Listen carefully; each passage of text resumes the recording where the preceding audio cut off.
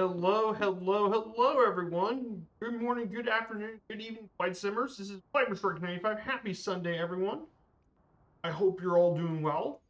Today, we're back with our National Park series. We'll be covering our seventh National Park of our series.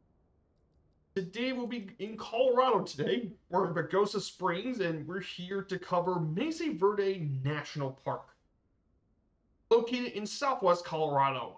This national park really neat. Now, compared to some of the other national parks, while many other national parks have some great scenery and stuff, Mesa Verde is most famous for its historical Pueblo dwellings. And today we're going to be learning all about that when we get to the national park.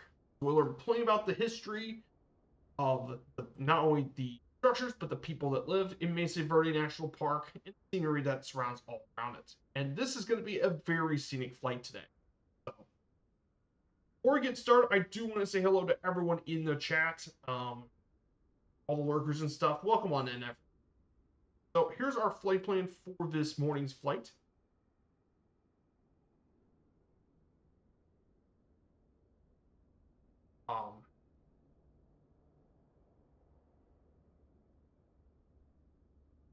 So we have our flight today. So we're going to start at Pagosa Springs Airport, Stevens, Kilo Papa Sierra Oscar. We're going to fly from there. We're going to go into Rio Grande Forest.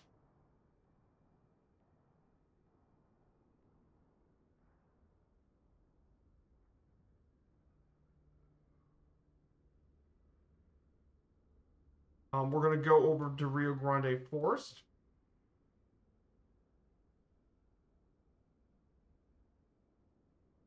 And then from there, we'll make our way over to our first stop of the day here at Castle Lakes Airport. Charlie Delta 32. We're going to land here at Castle Lakes Airport. Should be another scenic bush landing. Lake number 2 will take us outside of here. We're going to go over to Lake City, Colorado. Then from there, we'll go turn left, make our way across the peaks.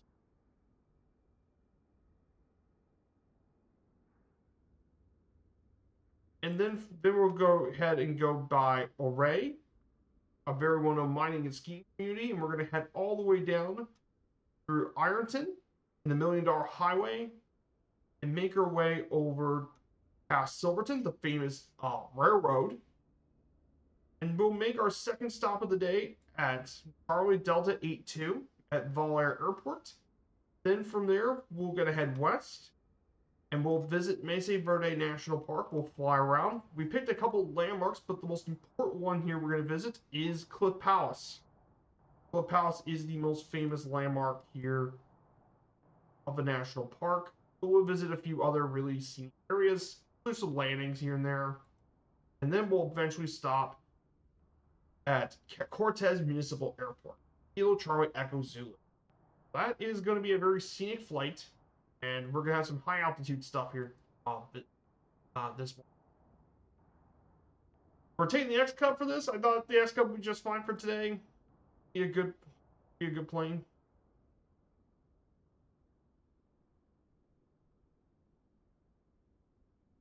So definitely a pretty fun. Let's go ahead and get to our aircraft and get everything set up and ready to get going. So that.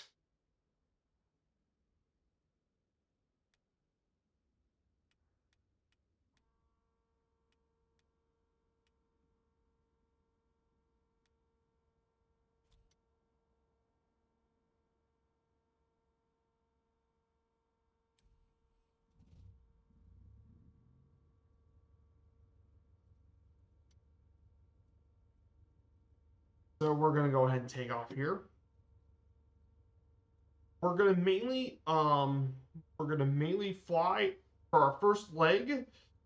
So we're going to start out at 12,500 feet. Yes, we're going to have some seriously high altitude flying here this morning. I mean, we are in Colorado, so expect altitude.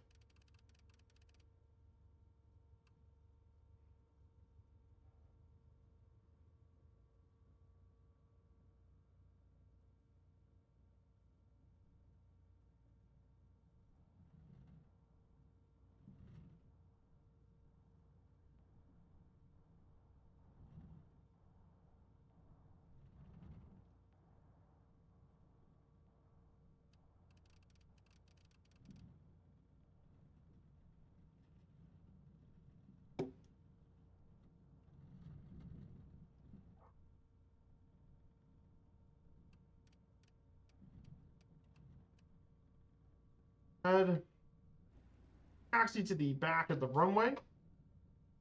Beautiful day here in Colorado. Absolutely stunning day. So hello to all the lurkers in chat. I hope you're all doing well.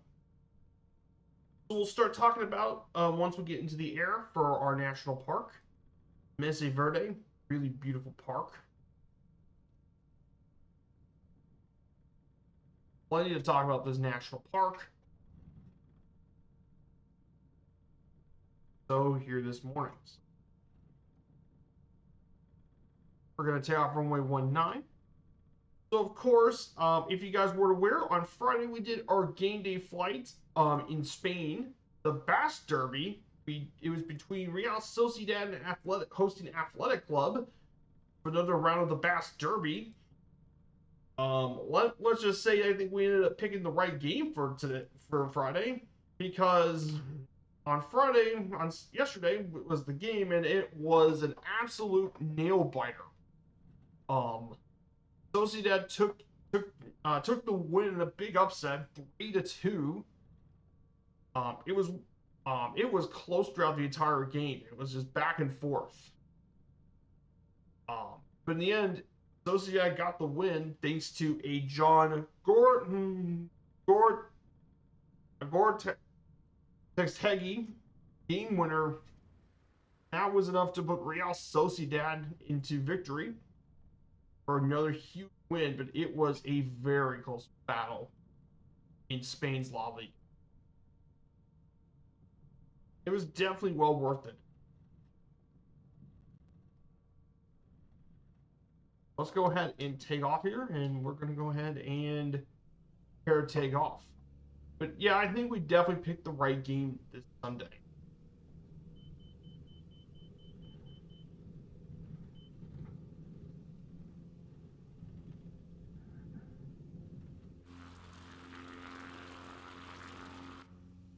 Yeah, it was definitely the right game for this Sunday, of course. There was definitely some big ones as well.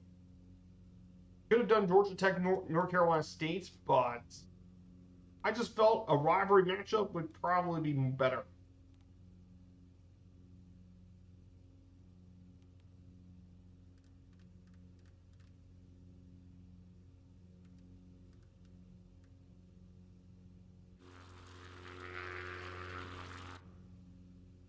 We're going to go ahead and climb up to 12,500 feet.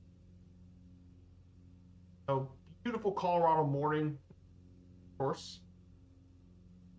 So in terms of other stuff going on here, for sports, I want to go ahead and catch that up. The World Series ended last night, and unfortunately for all you Canadian sports fans, it was not meant to be this time around. Game 7 was absolutely insane. But in the end, when it's all said and done, the Dodgers got it done in the extras. They massive comeback, down 3-0, and they made a massive comeback.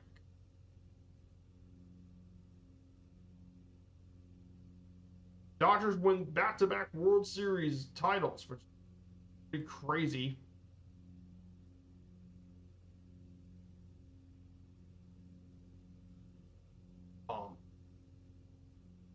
The Dodgers got a big home run by Miguel Rojas at the top of the ninth. And of course, Will Smith hit one in extras, and that got the Dodgers the World Series dub. Big win. I mean, it was definitely an all-time classic Game 7. It was the best Game 7s in a long time. Absolutely insane, but the Dodgers won the World Series. World Series MVP, by the way, went to Yoshinobu Yamamoto for the Dodgers. Former Japanese pitching star got to take home the World Series MVP.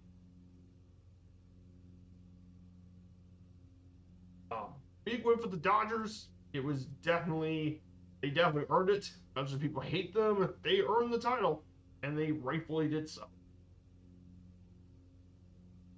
They become the first team to repeat World Series since the Yankees. Since the 1998-2000 Yankees. Been over 2 decades. pretty crazy stuff going on for the World Series, and it's officially the Dodgers' 9th title, the 3rd in the last 5 years. By the way, it's the 3rd World Series title in the last 6 years. Pretty crazy. Dodgers are back. That's for sure.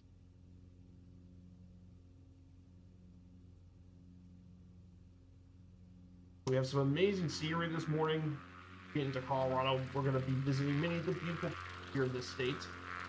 Now, Colorado has several other national parks. I believe outside of Mesa Verde, they also have national parks in Great Sand Dunes, Black Canyon of the Gunnison, and Rocky Mountain National Park are, I think, the other national parks here in the state. Rocky Mountain, Great Sand Dunes, Mesa Verde, Black Canyon, those are the national parks in Colorado. Unless I'm missing one.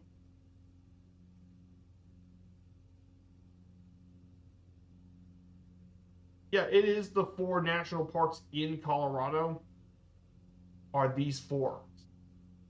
But each of these 4 national parks in Colorado are pretty different. Of course, Rocky Mountain has amazing mountainside scenery. We'll be playing at those and beautiful lakes. Mesa Verde has a lot of has all the dwellings and stuff. Great Sand Dunes is the tallest sand dunes in North America. Black Canyon of its Black Canyon walls. But Colorado has 4 really great parks for visiting. So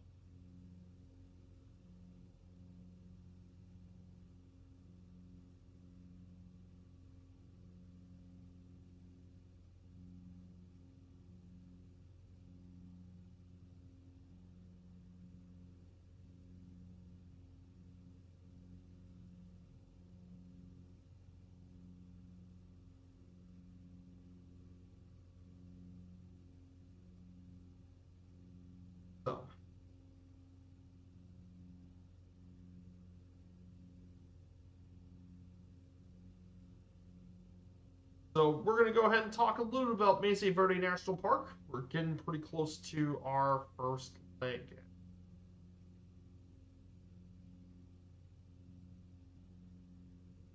So Mesa Verde National Park. Mesa Verde, by the way, really cool national park. It's actually the first national park here in the state. It is a UNESCO World Heritage Site, by the way, in Montezuma County, Colorado. It's the only World Heritage Site in the state. The reason for that is because this national park protects some of the best preserved ancestral Puebloan ancestral sites in the United States. And this national park, by the way, was established all the way back in 1906 by Congress and Theodore Roosevelt. This national park features more than 5,000 sites, including 600 cliff dwellings. It is the largest archaeological preserve in the United States. It's an archaeologist's dream. Lots of really important artifacts all across the American Southwest. I have a link of it. I just posted it up there for you guys. I linked it so you guys can check out the National Park website. Mesa Verde is Spanish for green table, and it's best known for the structures including Cliff Palace, one of the largest cliff dwellings in North America. This area was first inhabited by around 7,500 BC. But of course, this place was most famously settled by the ancestral Puebloans, 750 AD. And many of the Pueblo have survived with many of the hunting, gathering, subsistence farming, and more. And of course, they constructed much of their stuff in. Of course, this area is definitely pretty important. And to talk about Mesa Verde, we need to also talk about the people that lived at the national park.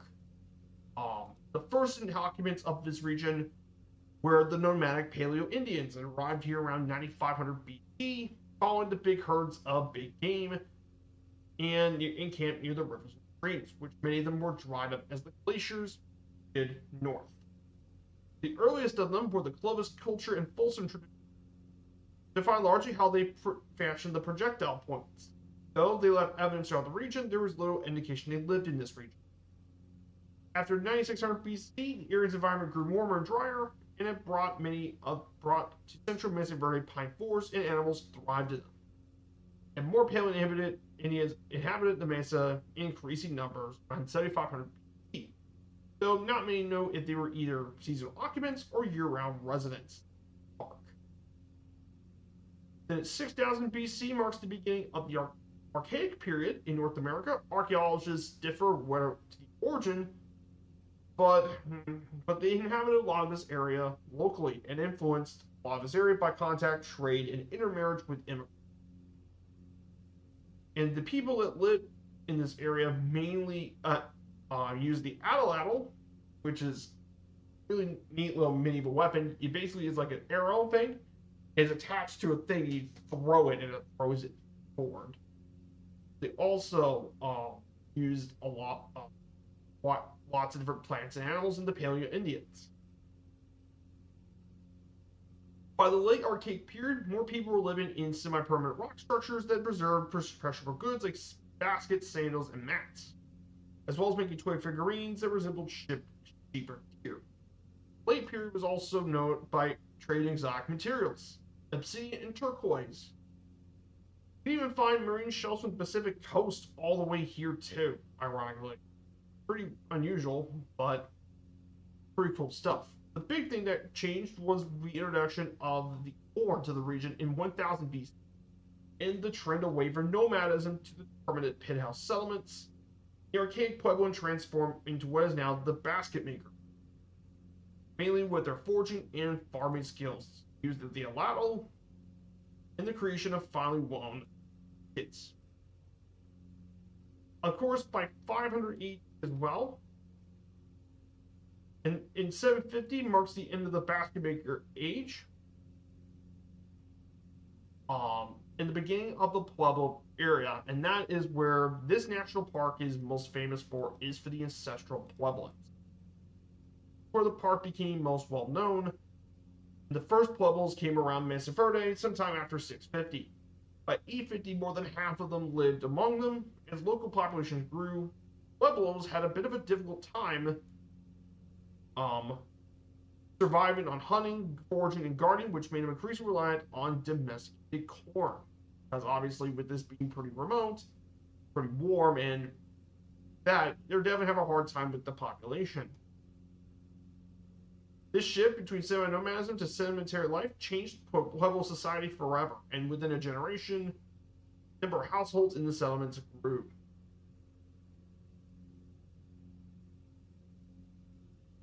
Large Puebloan settlements laid claim to resources found within 15 to 30 square miles, and they were typically organized in groups between 3 and spaced apart 1 mile apart. And of course, after the first Pueblo group, the second period grew, marked by a lot more growth and outreach to the communities centered around the great houses of the Chaco Canyon. Despite precipitation in the Chacan system, Pueblo retained a distinct cultural identity while melding regional information and nature. Puebloan farmers increasingly relied on masonry reservoirs during the Pueblo II era. During the 11th century, they built dams and terraces near the drainages and slopes to conserve soil and runoff. Of course, one interesting thing that happened during a lot of this time, and an interesting thing, was that during the early 12th century, the locus of regional control shifted away from the Chaco to Aztec, New Mexico, in the southern Verde region. And by 1150, drought once again stressed the region's inhabitant, leading to a temporary cessation of the great house construction here in Mesa Verde. And by the way, Aztec, New Mexico is basically Aztec National Ruins National Monument, northwestern New Mexico.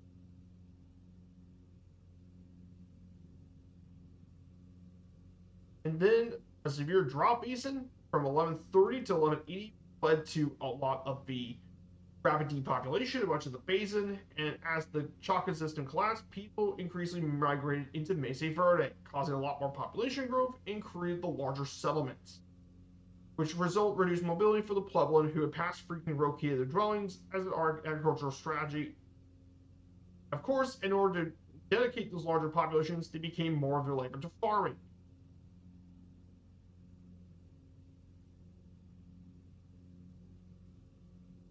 in addition to this as well, they also had to tear down a lot of the forests and stuff, which the Pueblo rely on for their wild populations that they relied on, so they had to deepen their dependency on domestic crops. Of course, in the 13th, ancestral Pueblo villages thrived during the mid-Pueblo Third era with architects constructing massive multi-story buildings and artisans adoring pottery.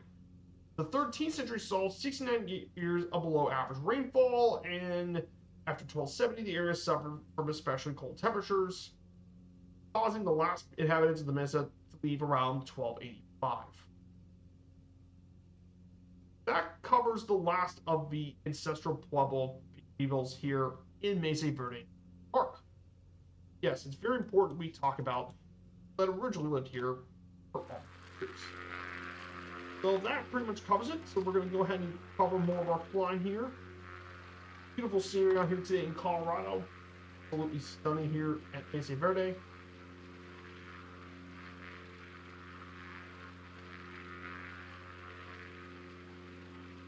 Beautiful national park. I posted a video back talking about this park. Really neat area, of course.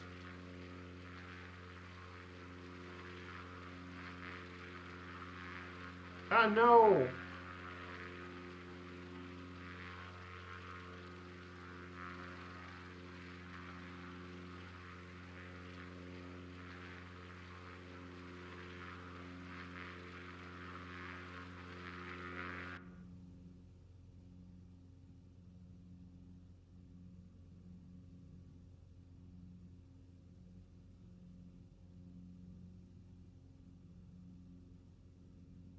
So we're going to be turning left here pretty soon. We head to our first stop, but this is absolutely gorgeous, by the way. We're in this part of Colorado. We're going to turn left pretty soon. So this here is part of Rio Grande National Forest. So we're going to go ahead and we're going to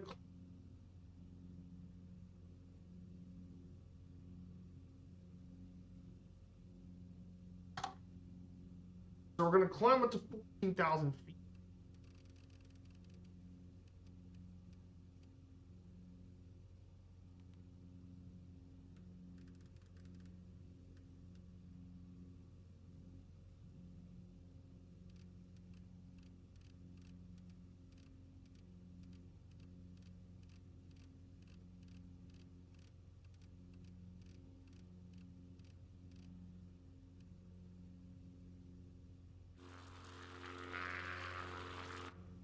All the way up to 3,700. Oh, pretty big stuff. For other things going on this week, in terms of other sports and stuff to cover, college football season's going on still. Louisville football did manage to get a comeback win yesterday, defeating Virginia Tech in a big comeback win in the second half.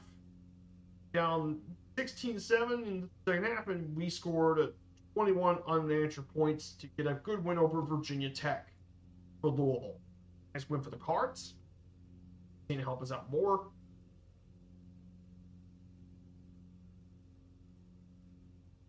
Indiana absolutely destroyed Maryland. There's no question IU football has been absolutely dominant.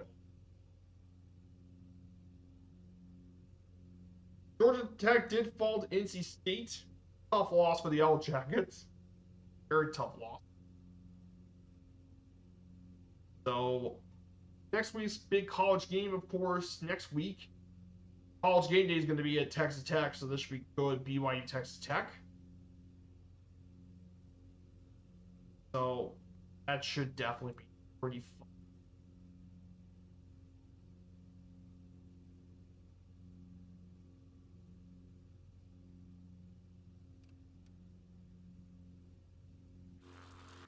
So that should definitely be pretty fun. NHL, of course, this weekend is going to be some pretty big stuff. The Predators beat the Flames yesterday. Predators beat the Flames yesterday. Big 4-2 win for the Predators. Preds aren't doing too bad this year. 5, 6, and 2. Not too bad. It's just been pretty tough.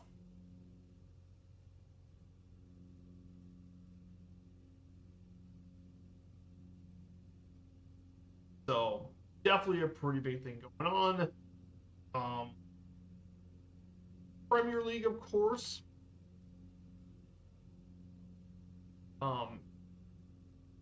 Liverpool did snap their 4-game losing streak, so Liverpool got back up. That's definitely pretty big for Liverpool.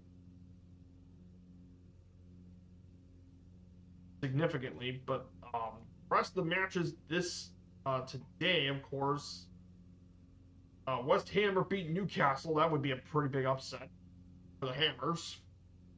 Man City Bournemouth is an unusual top matchup. A West Ham victory could potentially get them out of relegation.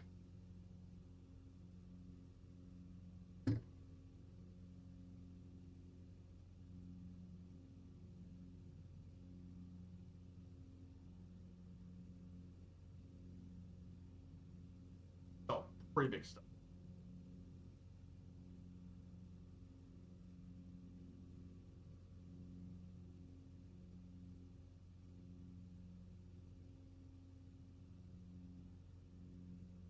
So, we're going to go ahead and head up to first stop today, probably Delta 3-2.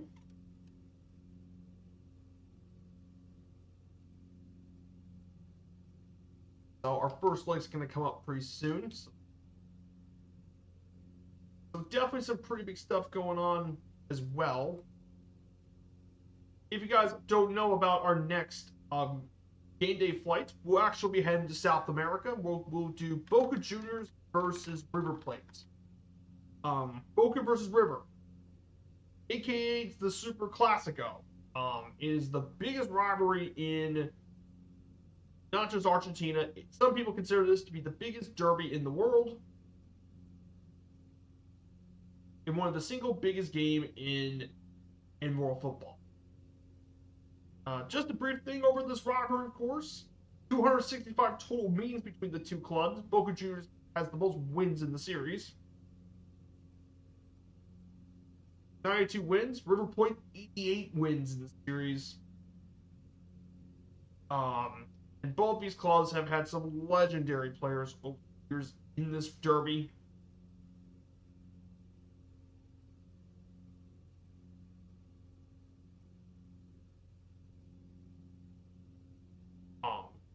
There's been some absolute insane players from both halves. Boca Juniors, being well known for being where Maradona got his career started.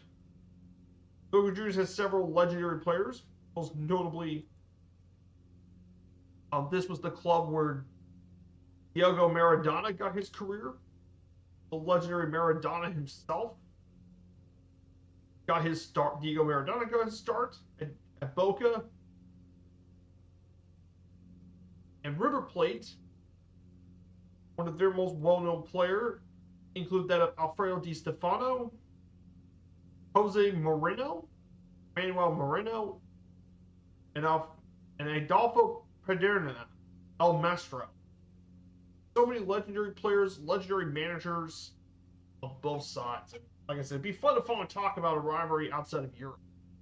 It'd be a lot of fun to cover a new rivalry. I'll post it once we get into after the weekend's over. Heading. So our route, and here's our. I really need to update it. Thankfully, let me fix it because I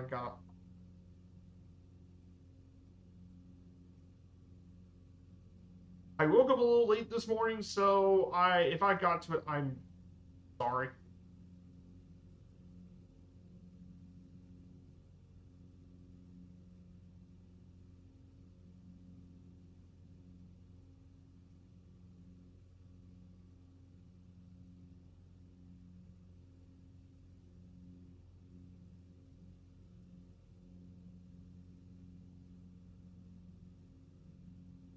Let me go ahead and give you the updated route. I'm sorry about that. Here's the updated route.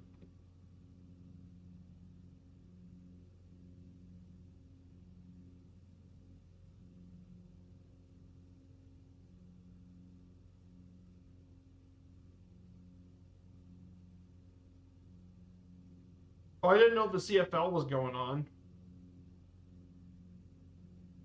Canadian Football League. Maybe next year I'll probably do one of the Canadian.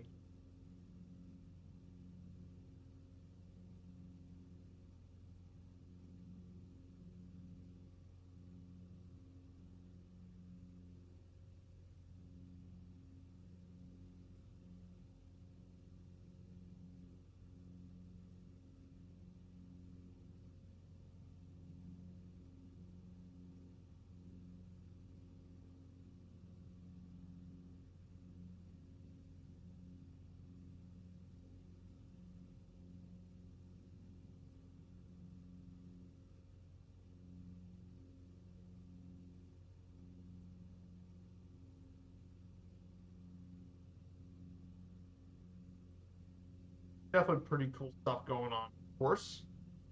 So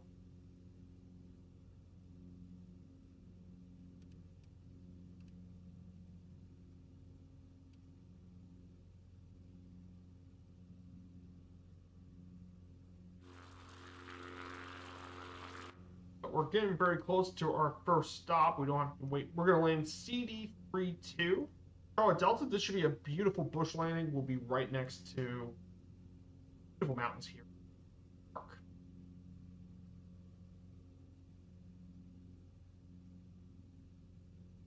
So I do want to talk briefly about the climate of Mesa Verde National Park.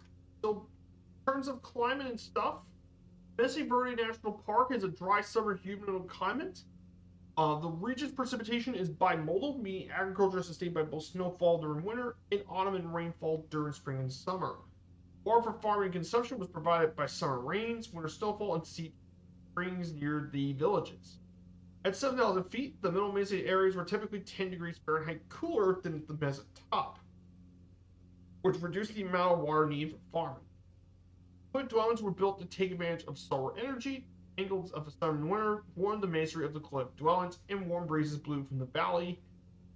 As a result, the air was about 10-20 degrees warmer in the canyon alcoves than the top of the Mesa. Summer, when the sun's overhead, much of the village was protected by direct sunlight thanks to cliff dwellings. It's how they build them to minimize the sun and temperatures. Because trust me, this part of Colorado can get quite hot, especially during the summertime. So that's why I build them the way they.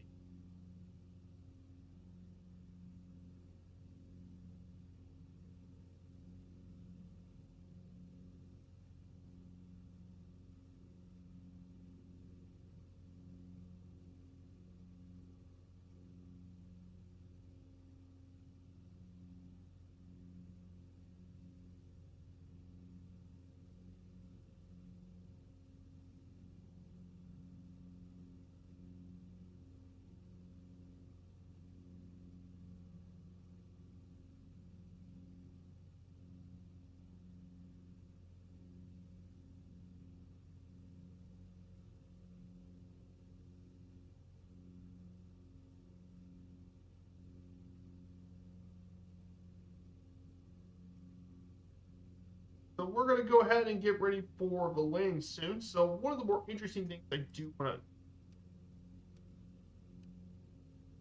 to talk about here, definitely being the scenery out here. We have some amazing scenery this morning here in this part of Colorado.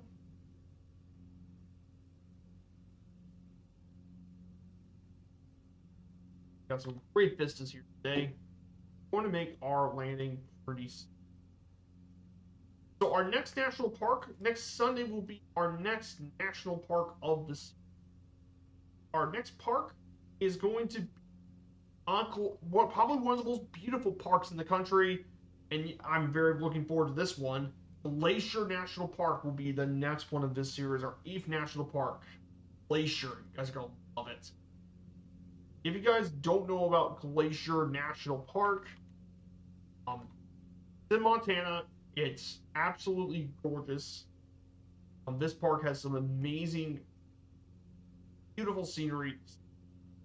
It has the famous going to the sun road, very scenic road, amazing hiking trails, beautiful lakes.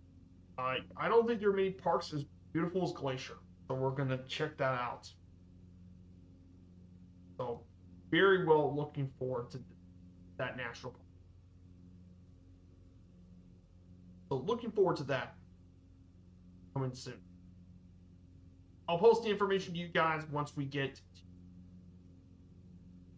in the summer, or on Monday. I'll post the information. I'll let you guys know.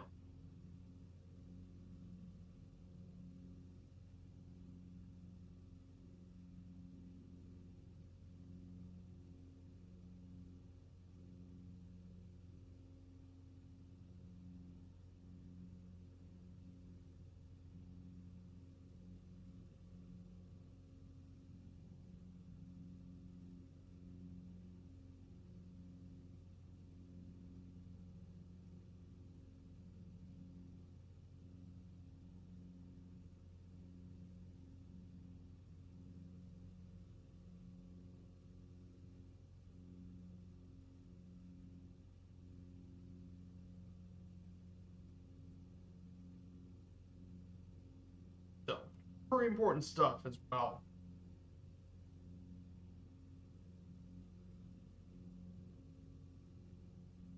So one of the interesting things about Colorado that I think some people kind of overlook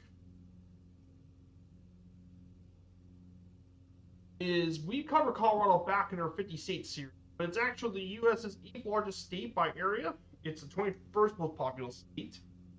But Colorado is pretty known geographically for all the alpine mountains, plains, deserts, canyons. But of course, Colorado has 53 true peaks that are 14,000 feet or higher, known as 14ers. I think it's actually the state with the most mountain ranges above 14,000 feet. The tallest peak is actually Mount Elbert, actually, at 14,400, just about 12 inches taller, 12 feet taller than Mount Massive, second tallest. Of course, a lot of you guys know the most famous peak in the state is actually Pikes Peak, is actually the most well-known peak in the state.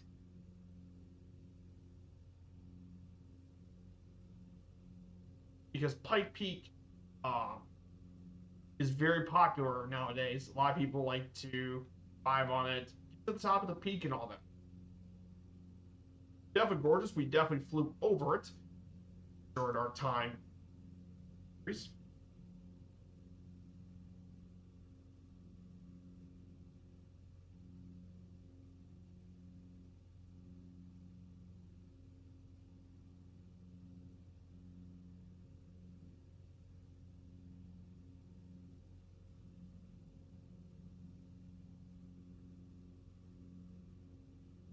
Go ahead and prepare for the landing very shortly. I think our airport's down below us.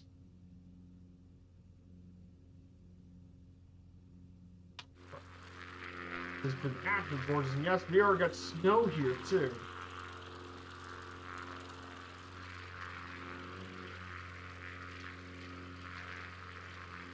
Can you look outside? Absolutely gorgeous. Some rabbits suffering from show pop up of a yes, that's not good. Speaking of which, bot. Thanks Typhon for banning the bot. Why do I have the bots? Why do people do it?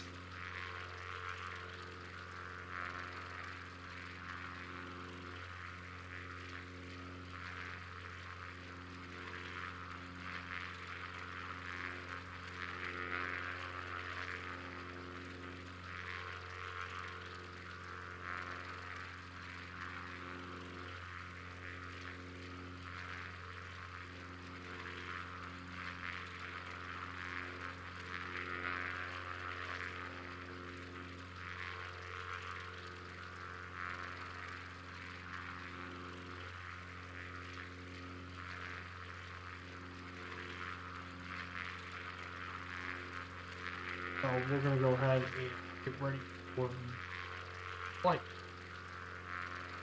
So here's guys, we're about to get very close to landing. Once we cross this ahead of us, I'll descend. We'll make our landing here. Castle Lakes, this should be a really gorgeous area to land. really scenic lane spot here. So of course, I am gonna after next week's game day, we'll be getting back into the 28th of November. If that's the case, we'll be doing Ohio State, Michigan, which is going to be the next one, the game. There have been some pretty big matchups, but it's Ohio State versus Michigan. What do you expect me to pick? Not picking Ohio State, Michigan's like the big rivalry in the U.S. U.S. sports is the single biggest rivalry in U.S. sports. I don't want to. That'd be like saying you want to miss out on El Clasico or Manchester United Liverpool. Come on, there's not a lot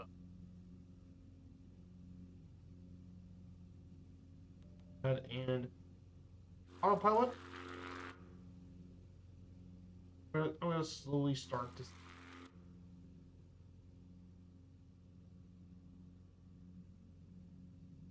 Slowly gonna start descending our airport.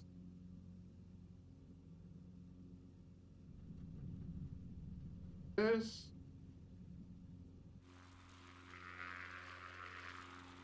Gorgeous views here this morning.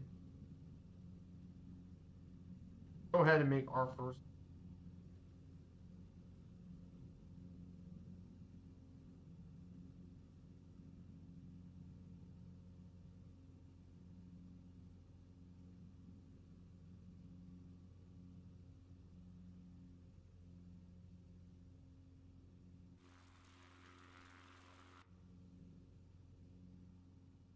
That's where we're going to land.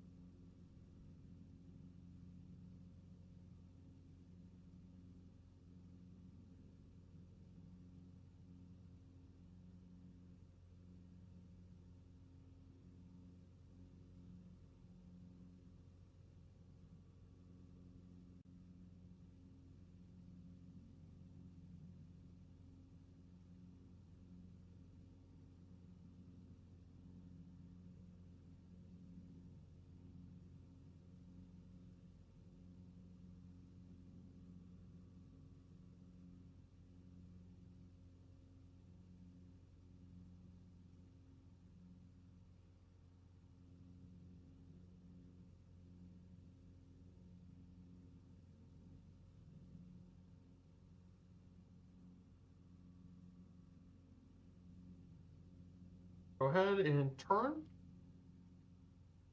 Peak of the mountains. Beautiful approach. This should approach.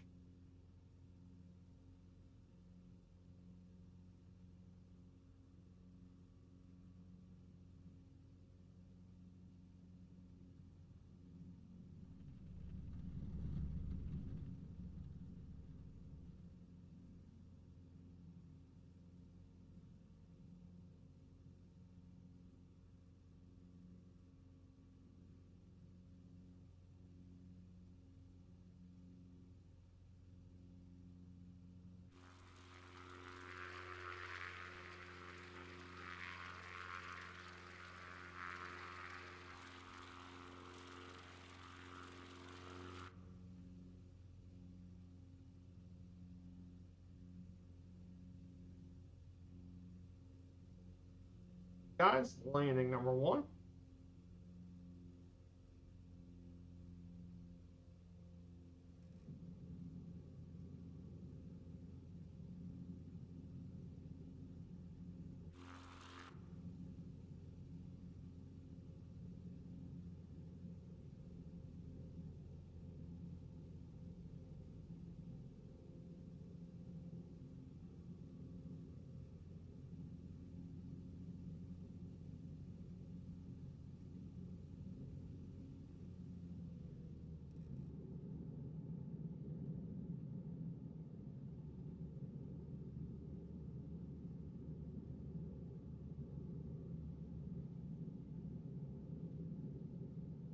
Goes.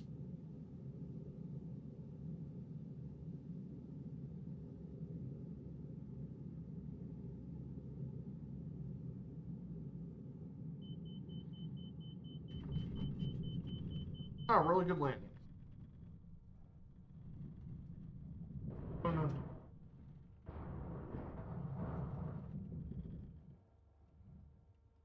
So there you go, guys. We'll make our first landing here. Welcome to Charlotte Delta 32.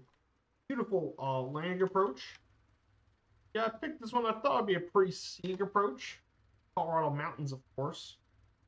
Everyone knows how beautiful that area is.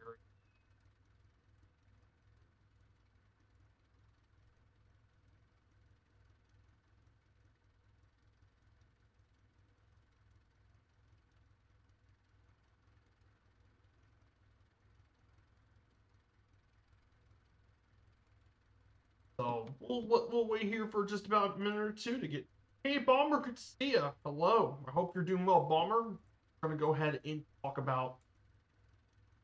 We're heading to Mesa Verde National Park. We'll prepare for leg number 2 as we fly over to Mesa. We're going to be going around the Colorado mountain peaks of southern Colorado here today. Thought Pink Mountainside flying would be pretty nice for today. So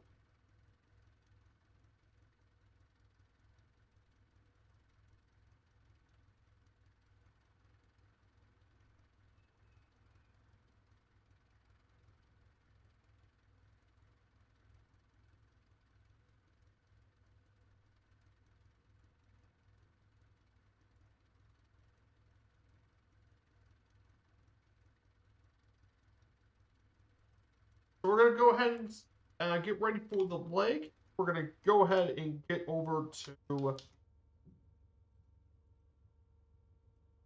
the Mesa Verde National Park. So we're going to go ahead and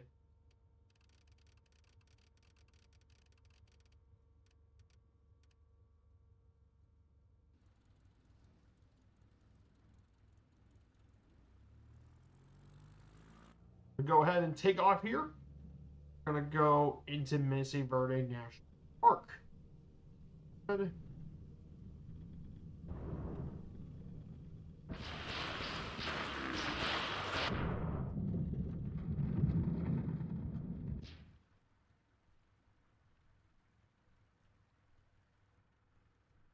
Well, that's not really a good way to get things started.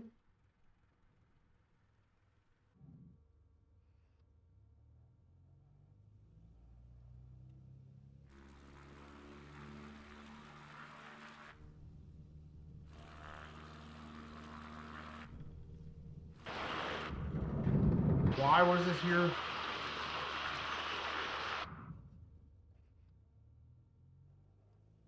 Why was this even here?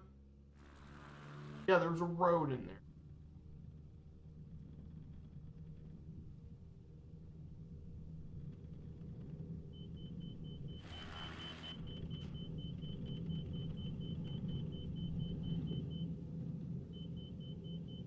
I'm finally off.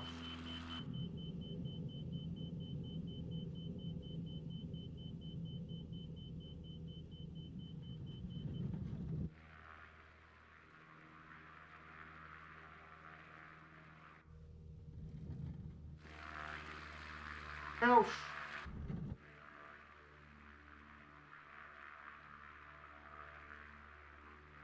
No balls.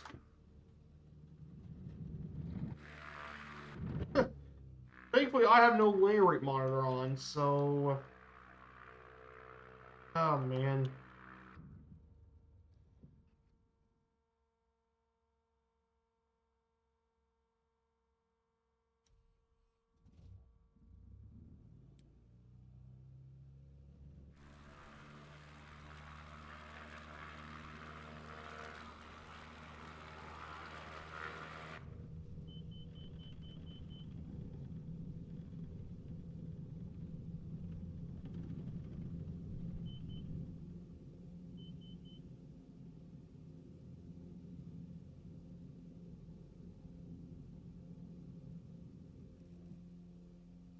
Here we go.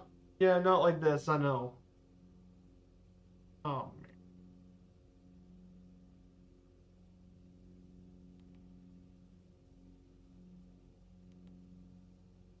Not really my best.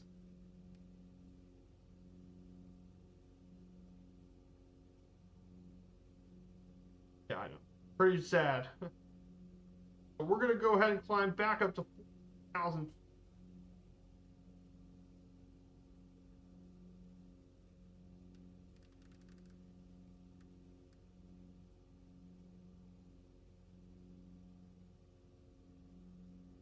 We're going to climb all the way back up to 1,000 feet.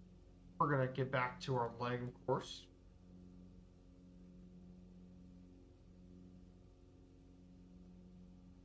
Oh man, really? Espanol down 2-0. Oh, balls.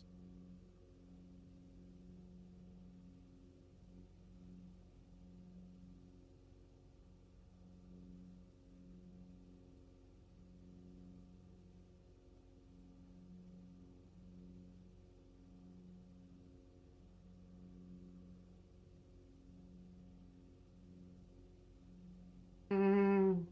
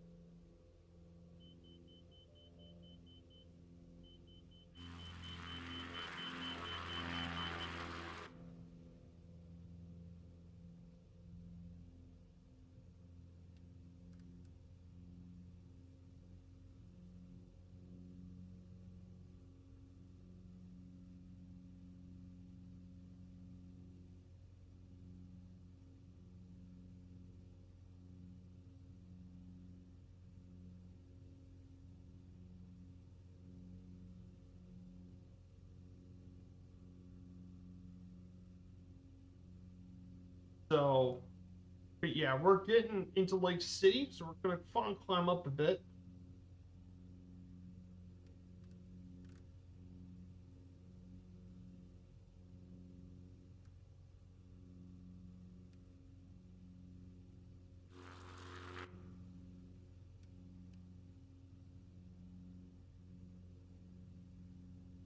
This was definitely a pretty tough takeoff. I apologize for that.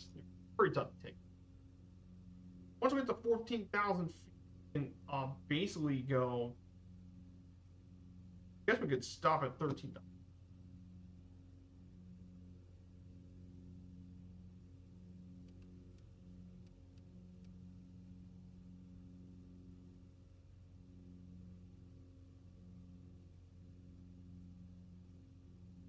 Woohoo! Yep, we can finally go.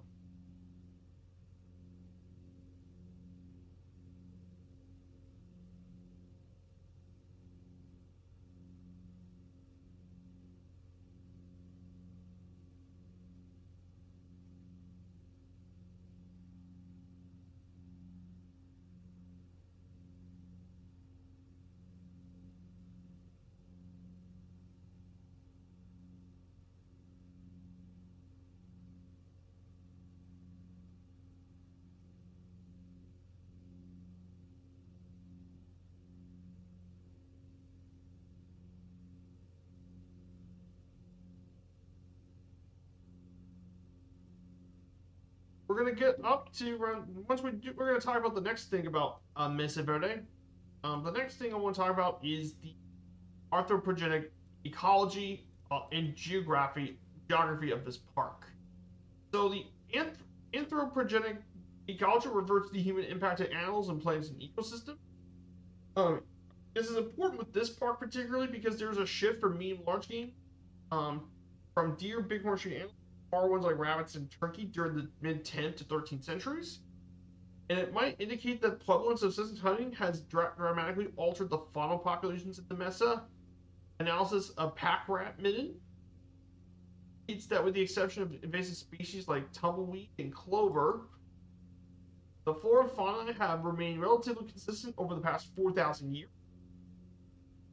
The canyons here in the national park were created by streams that eroded the hard white sandstone that covers the area. This results in Mesa Verde having an elevation between 6,000 to 8,500 feet. The highest elevation is Park Point. The terrain is now a transition zone between the low desert plateaus and the Rocky Mountains. They're all very important parts of the national park.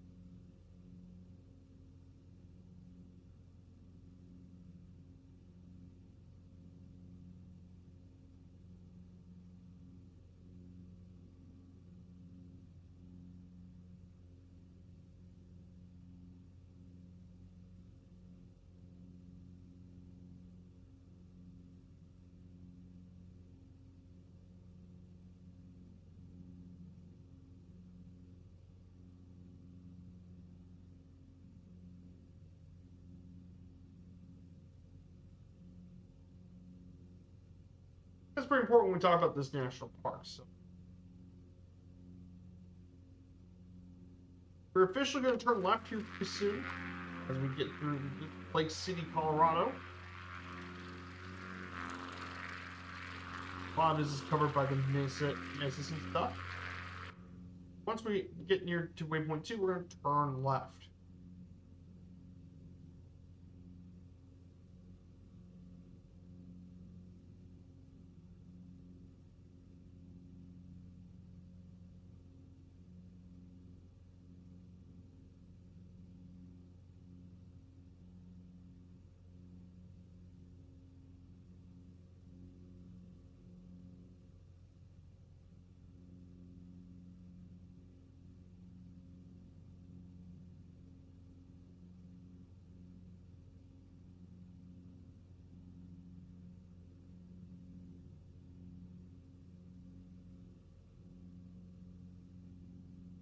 We're going to turn left here pretty soon. We're just about 131 nautical miles from our last stop here at Mesa Verde National Park. We're going to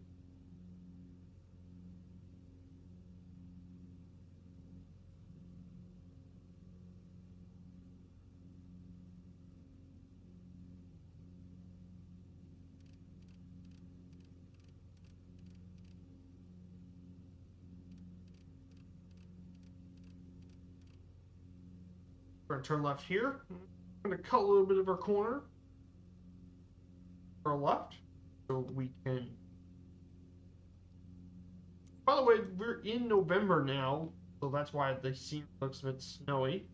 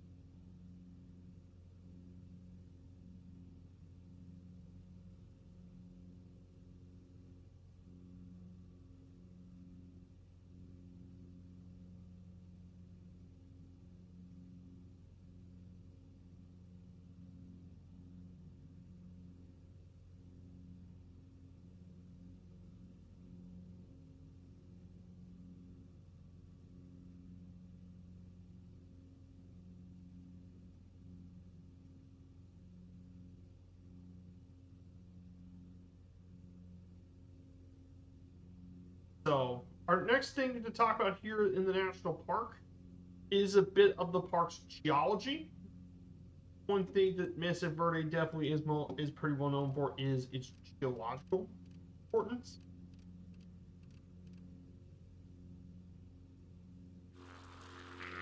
Is geology. Now, geology is a pretty important part of this national park. Although the although the area's first Spanish explorers named the area feature Mesa Verde, the term is actually kind of a misnomer, as true mesas are immediately perfectly flat.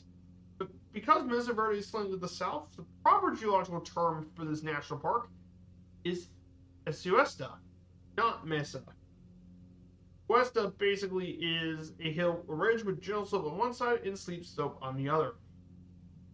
The park is made of several smaller Suestas located between canyons, and Mesa Verde's slant contributed to the formation of the alcoves that preserve this area's cliff dwellings. So yes, it is not a mesa, it's a Sueta. Very different.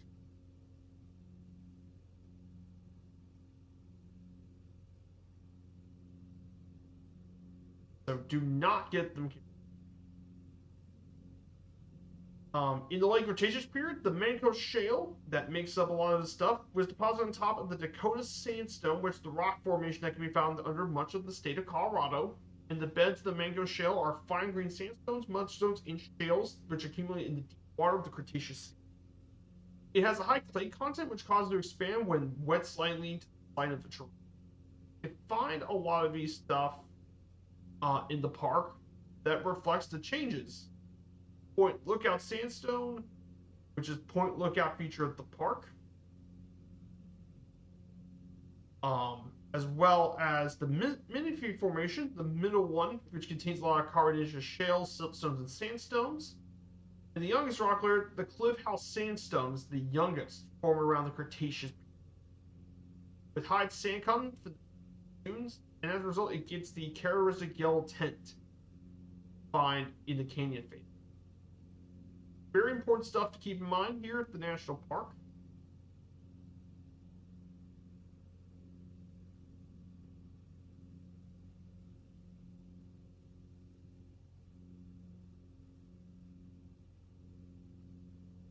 So definitely very important stuff as we're getting forward.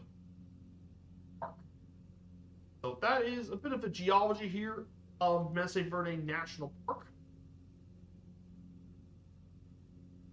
Pretty important stuff going forward here. I'm gonna elevate.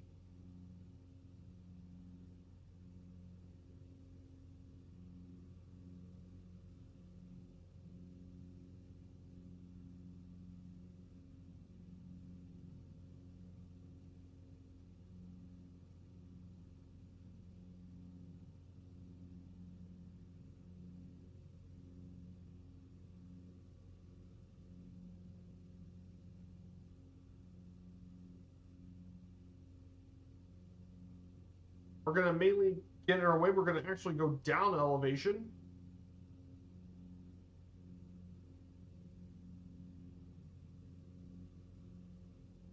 We're going to go down to 13,000 feet, 500 feet more than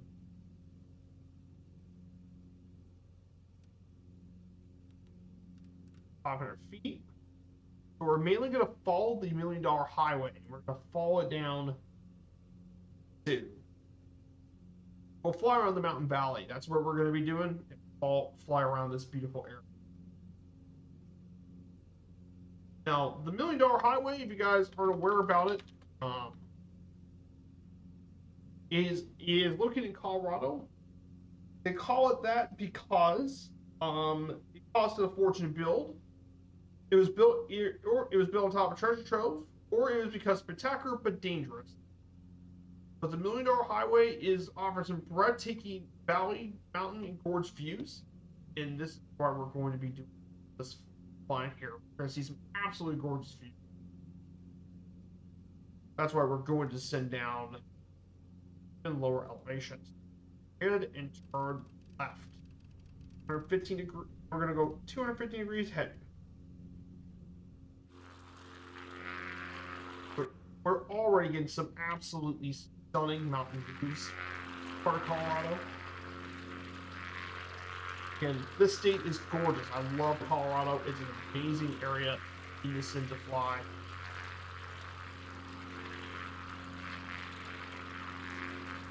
Love the state of Colorado. Can't go wrong with the mountain views in this beautiful state. Can't go wrong with it. Pretty important stuff. Also, in addition, around this $1 million highway, Ouray, Colorado is very well known for hot springs, hiking, and wildlife, waterfalls, and more. And that's why it's known as the Switzerland of America due to its climate, alpine environment, and beautiful scenery. Reminds you a lot of Switzerland.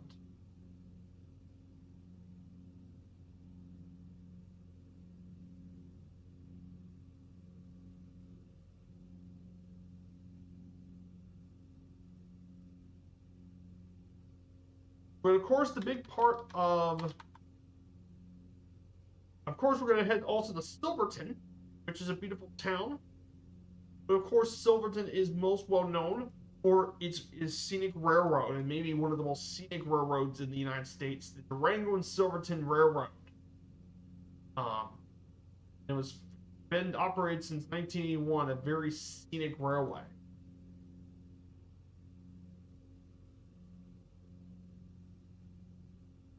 Very popular railroad for a lot of visitors travel the region.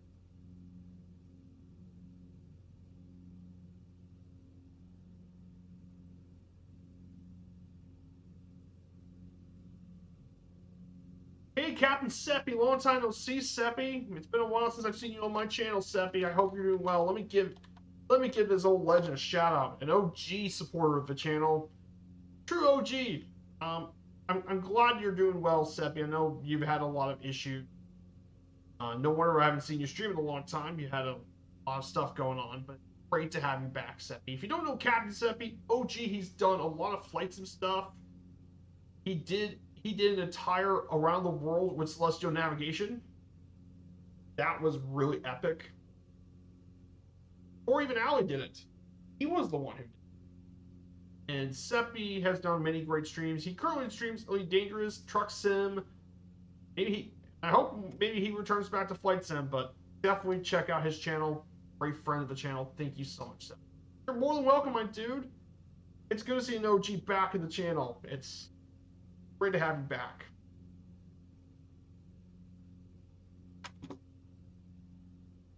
So we're heading to Mesa Verde National Park in Colorado today.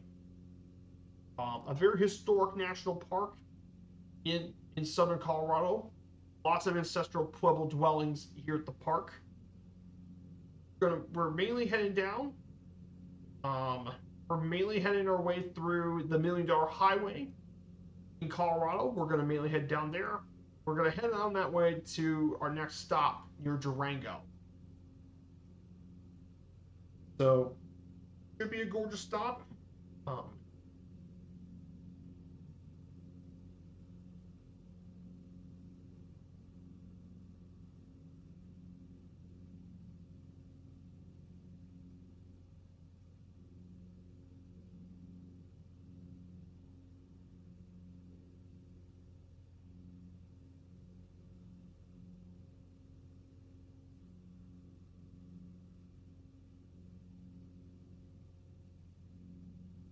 So, beautiful stuff going on.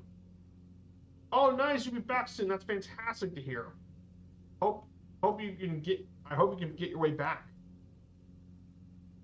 MS 2024 has some really great GA stuff. The GA in this sim is fantastic. Probably better than 2020. Here's, guys, the $1 Million Highway.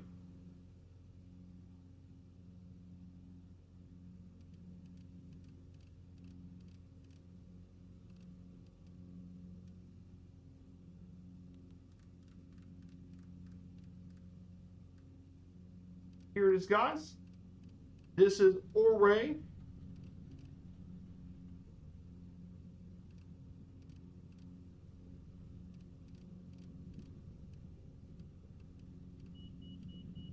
This is Ouray, Colorado. We're going to descend down 10,000 feet. So we're going to do some mountain flying today.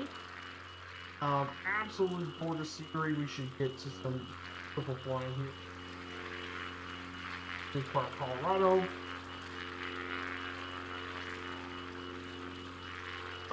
Talk a little bit about the history and the people that live in the park, Seppi.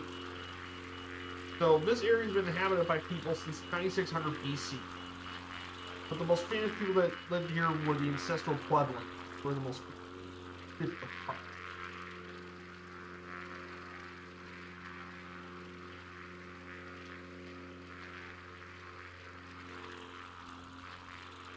Man, the scenery here today is lovely. Very lovely scenery.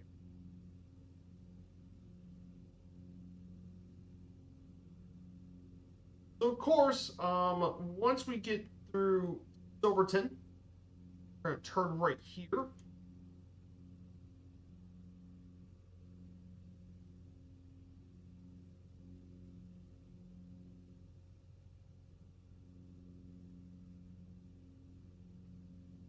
Turn right here.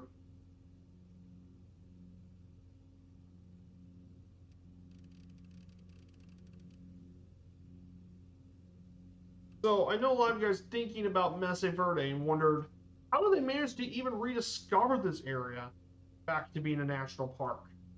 Well, you see, Mesa Verde was ultimately rediscovered by Mexican Spanish missionaries discovered this area back in 1776. They explored this area, thankfully, and they reached Mesa Verde, which they named it after its high tree cover plateaus. Even though nowadays they're not really plateau mesas, they're really suedas.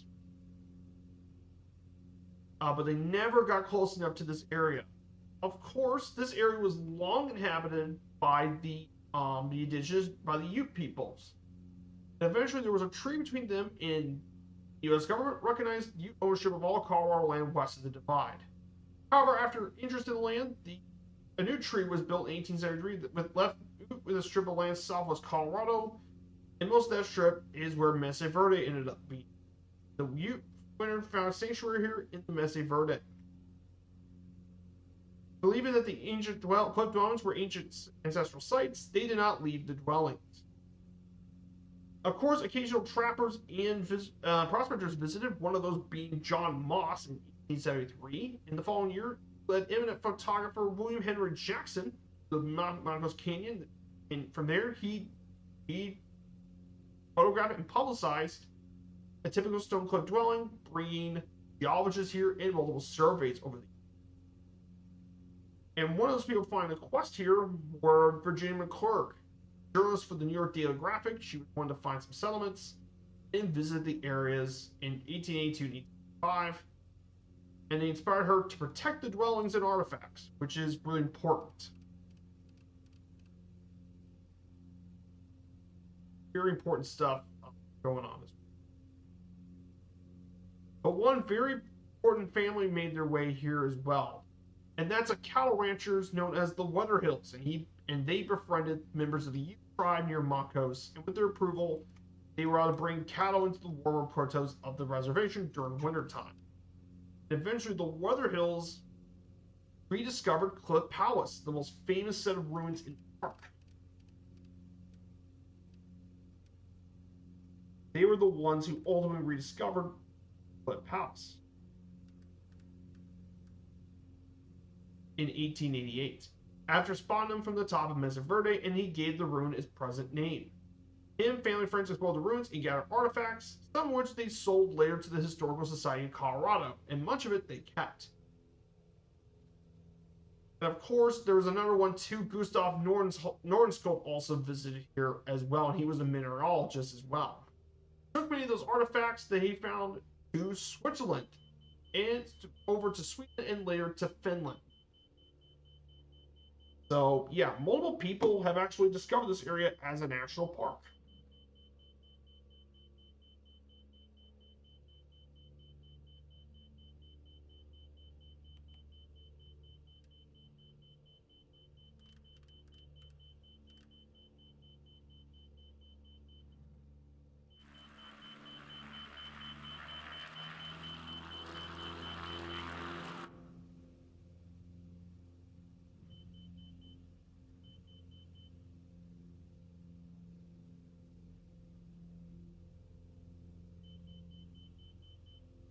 So, pretty important stuff. And then afterwards is a bit about the history of the national park. So by the end of the 19th century, the history of this area as a national park, it was clear that Mesa Verde needed protection from people who came to Mesa Verde and created their own artifact collection of artifacts, and many of them are now located in museum private collections in the U.S. across the world. So in order to protect this area, in 1906, Theodore Roosevelt approved creation of the Mesa Verde National Park in Colorado.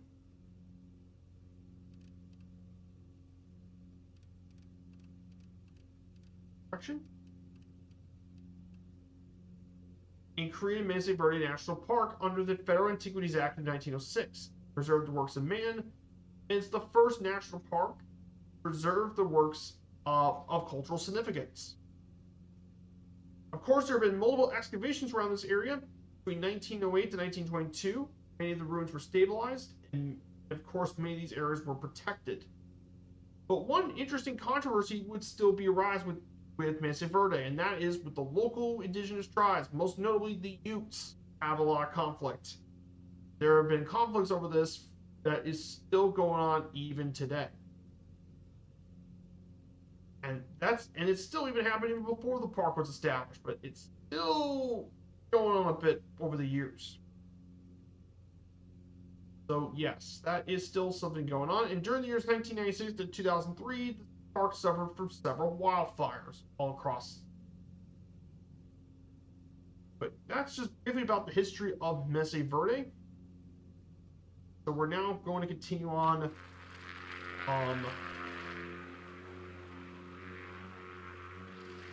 This is an absolutely gorgeous region here.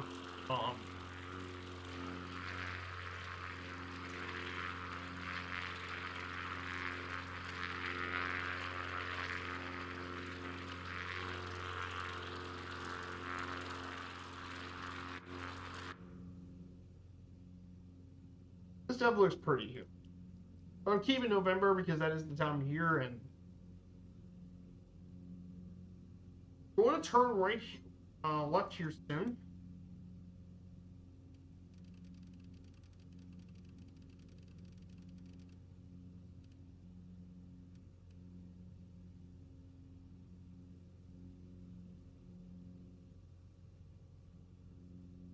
Oh, hey, we actually have a raid Sergeant Staff. Hello, my dude. Sergeant Staff, my good friend. I hope you're doing well. I hope you had a great stream here, my dude.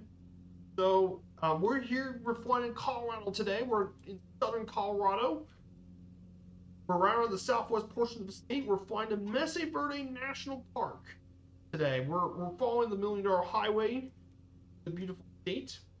Started back at Pagosa Springs, and we went around the mountain ranges today. We're doing some mountain flying. Thought this would be a really scenic route, of course.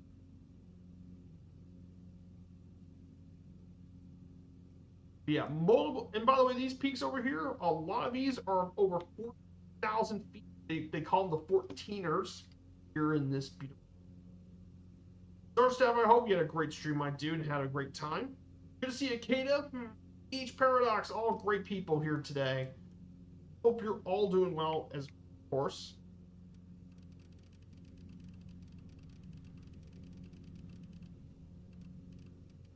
So we're mainly going to do some flying here.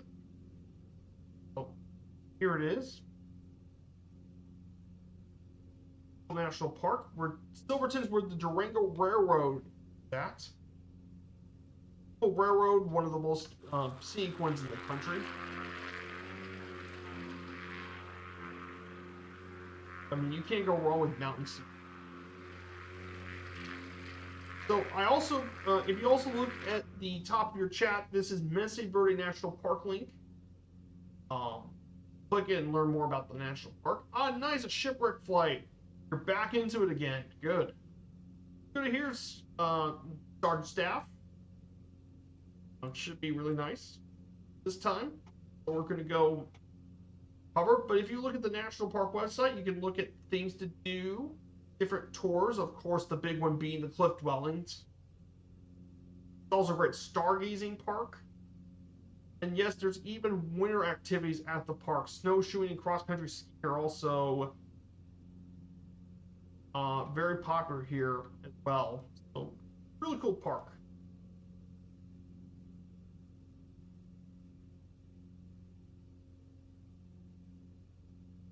Really cool stuff. Man, this is an absolutely gorgeous park. This is actually a really gorgeous region of the country. We're about to get closer to Mesa Verde. We're just 90 nautical miles out from our national park.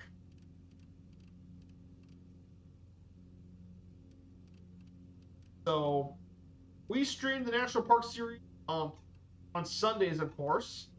On Fridays, for you guys that haven't been here in a while, I've also been starting a new series, the Game Day series. We covered the different sport events from around the world. So yesterday on Friday we did the Basque Derby for soccer, a huge game in Spain between Real Sociedad and Athletic Club. We flew into the Basque country of northern Spain. It was absolutely gorgeous this time of year. It was definitely a very fun game for sure.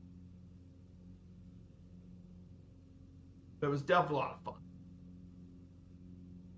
From Lorain, Ohio to North Whitefish Point. Go and grab lunch. Hope you have a good day. Thank you so much, Art Staff, for bringing your people here.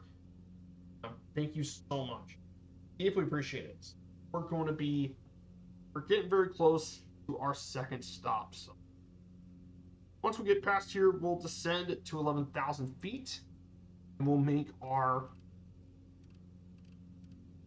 landing here soon.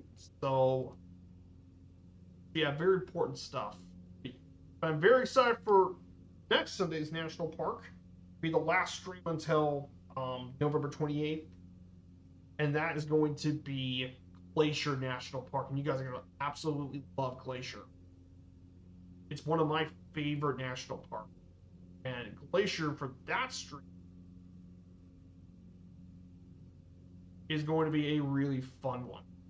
Flying over the beautiful lakes and mountains. We're going to go all throughout the We're going to be flying maybe the lakes. And we're going to even land in a few really scenic all across this area. Glacier is going to be absolutely stunning. Yeah, I think you guys are great.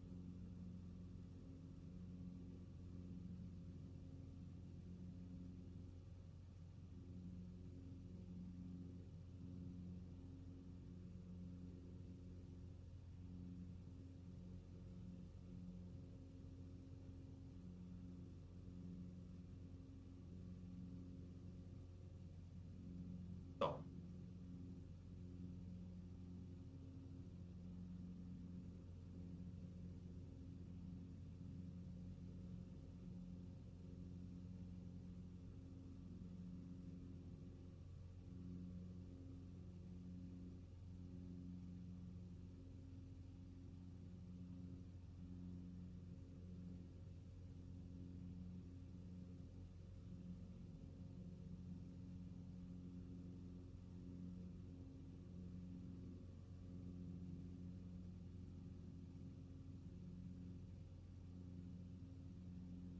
we're going to get very close to here, and now we're entering back into the valleys.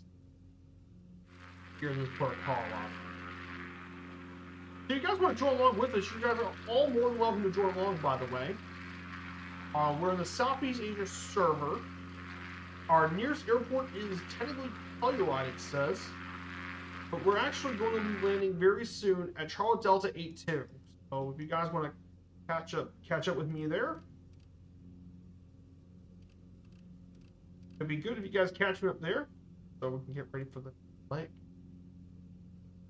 Go! Espanol scores!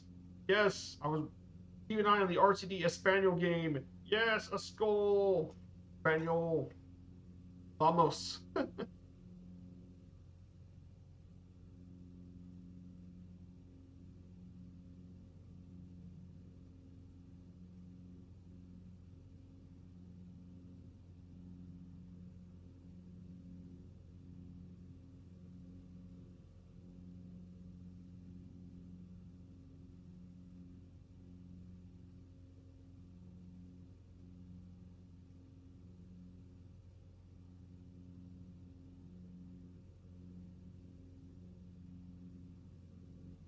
we have a follow from Crawdad3581. Good to see you, Crawdad.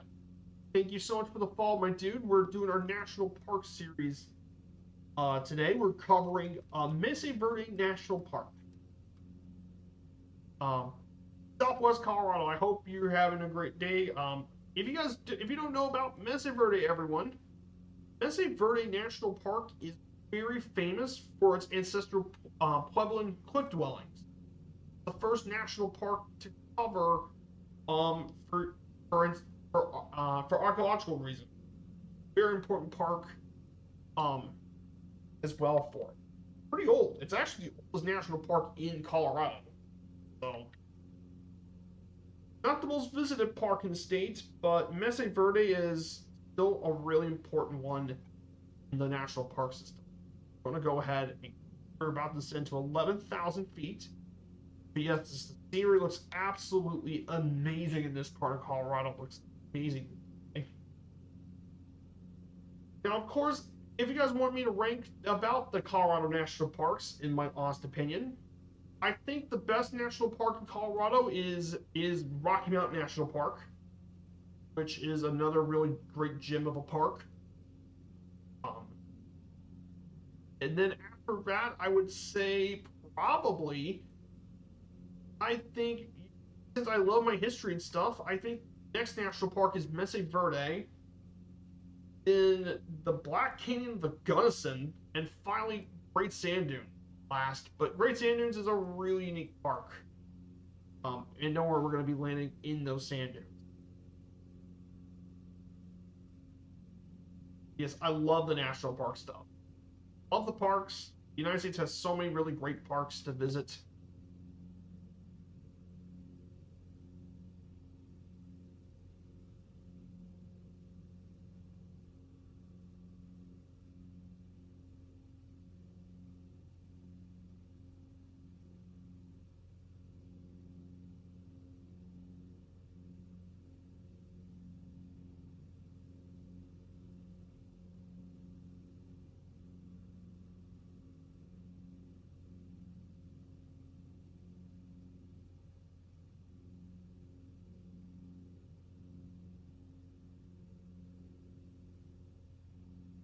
So we're going to be going to visit CD82 very soon in Durango. Now, one thing about Durango, though, that a lot of people probably don't know about is that Durango, Colorado is one part of the Silverton Railroad, but Durango is very well known for being an area for the railroads and stuff. But Durango also has a lot of other things going for it. It has its own Snowdown Festival with different festivals and stuff. It has a really cool historic district, including the Stratter Hotel, opened back in 1887, and had guests like Gerald Ford, Will Rogers, Louis L'Amour, the Grateful Dead, and astronauts of the Apollo mission stayed there. But of course, the railroad is the big deal. Now, you guys never heard of this railroad? Let me give you the video for it, for the Durango and Silverton Railroad.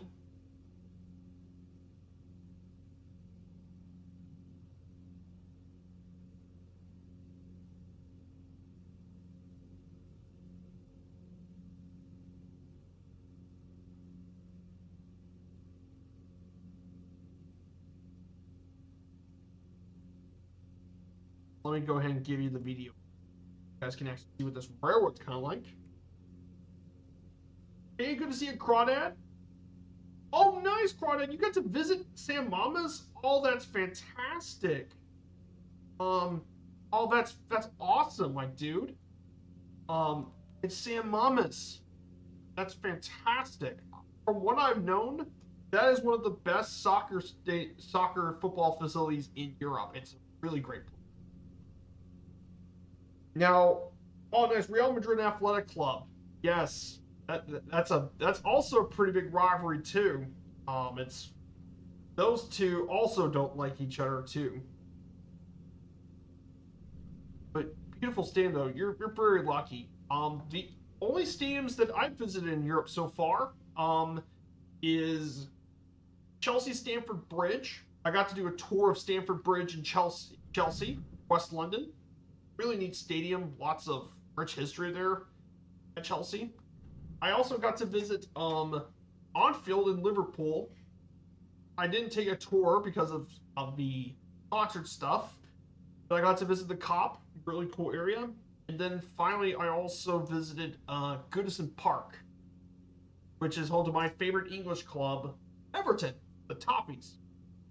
Really, really got to visit Goodison. Really cool. I have the pictures here in my Discord. I'm hoping my Discord. By the way, you're all more than welcome to join my Discord. Let me see if it works. But you're more than welcome to check out my Discord.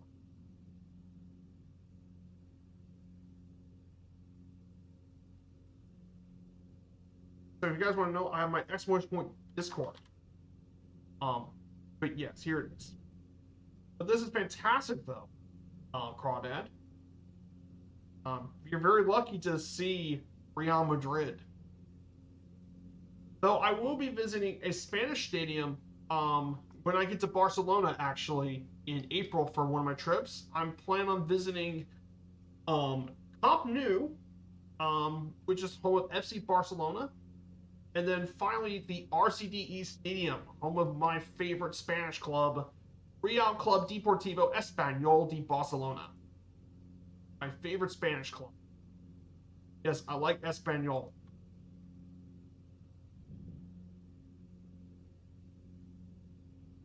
So very excited to visit that when I get to Barcelona. Yeah, we're about to make our way to Bel Beautiful Mesa valleys, of course, low and slow in this part of Colorado. We'll stop here for a bit, and then we'll prepare the last leg. Thankfully for here, we're not going to fly nearly as high this time around. So we should get up in the air pretty quickly. But still, Crawdad, that's really cool to hear. Fantastic. In the Bass Derby, in what happened on Saturday was really cool though. The Bass Derby ended up being the right choice. It ended up being an absolute classic of a Bass Derby. He played the hardest to the very, very end. Like I said, you can't ask more from a classic Derby than that one. Really.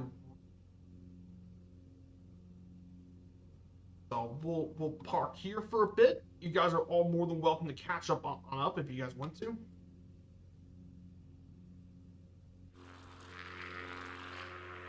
Oh, there's Crawdad with us. Hello, Crawdad. You're in the Each 500. Welcome on in, my dude. Here. Great to have someone flying along with us today. Getting very close. So, by the way, when we do the National Park Series, guys, we'll be landing in some of the areas of the park. Of course, we'll visit Point Lookout, the tallest point, one of the highest points of the park.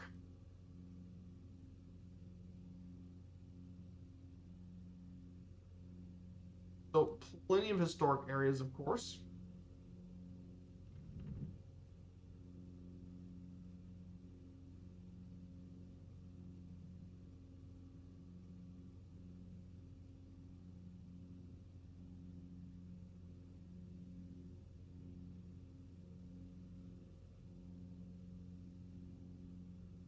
Here it is, guys.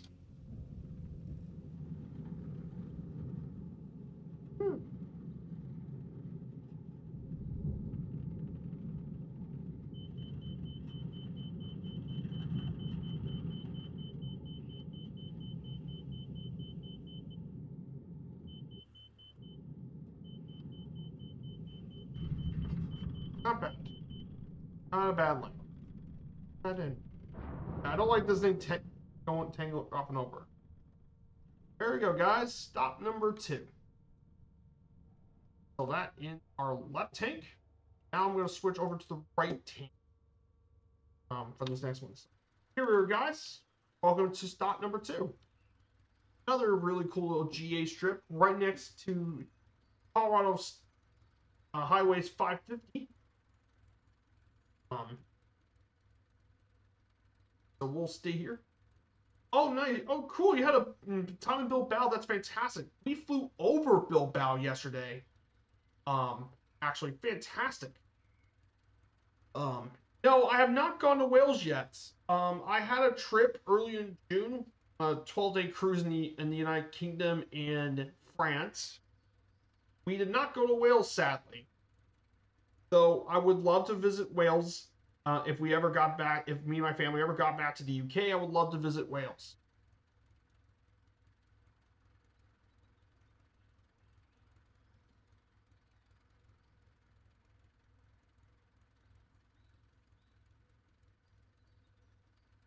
Yeah, I would love to go to Wales at some point.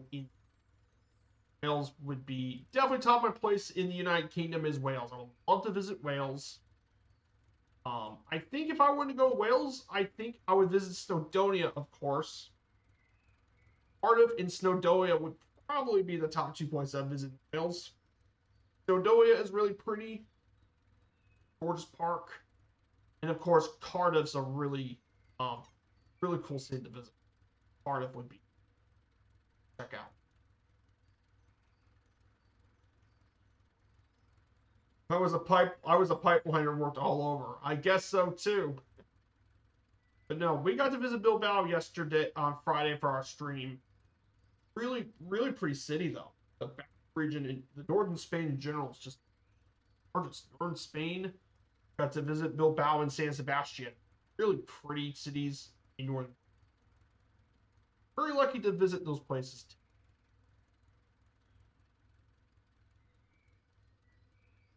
Um, so we're gonna go ahead and prepare for the last leg of the flight. I'm gonna go ahead and get ready for our final leg of the trip. So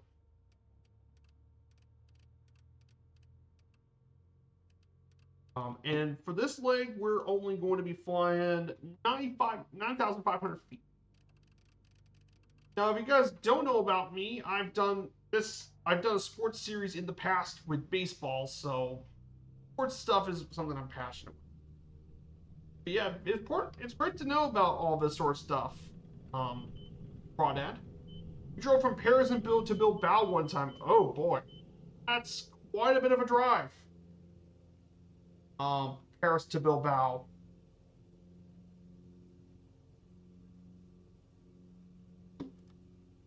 Yeah, that is definitely a drive. That's for sure.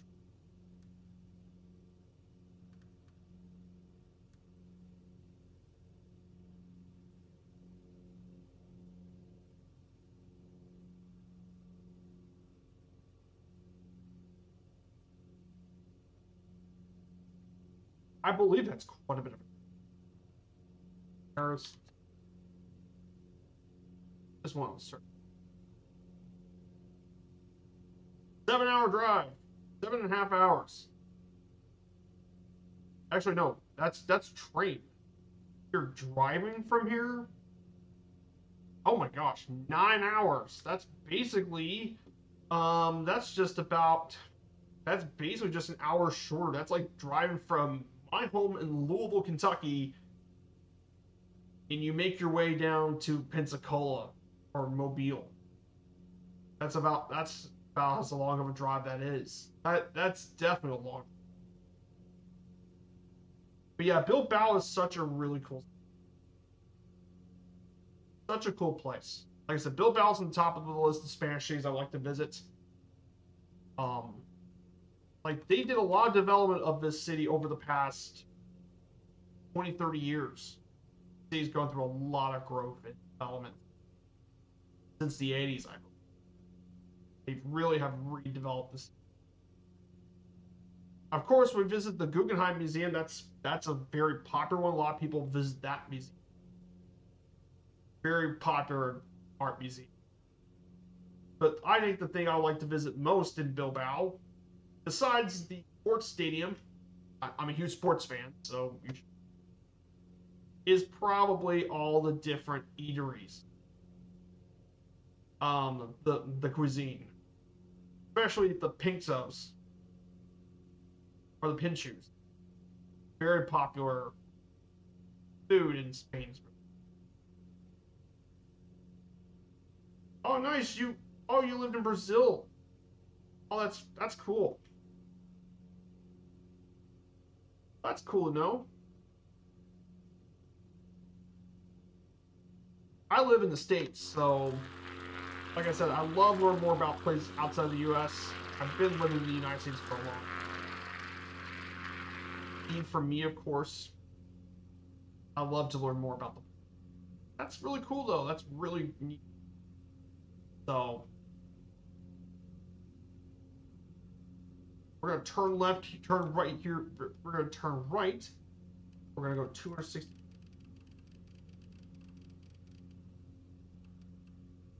So let's cover a bit about Mesa Verde. Let's go ahead and cover some of the. Let's talk about some of the key sites. So there are several important key sites here in the national park. In addition to cliff dwellings, there's also Mesa Top ruins, including Farview Complex, Sea Tree Tower. But some of the big ruins include, of course, Cliff Palace, the most well-known dwelling here at the park, dating back to over 700 years, constructed with sandstone, wooden beams, and mortar. And the second largest little village, Longhouse. And it was excavated between 1951 and 1961, and apparently it was built around 1200 AD, and it lasted for 80 years. It was occupied for 80 years until 1280. That featured 150 rooms, a kiva, tower, and central plaza. There's a couple of other places they found, include Mug House, Oak Tree House, and Square Tree Houses, all built around this area too. So we'll be checking out these areas when we get to Mesa.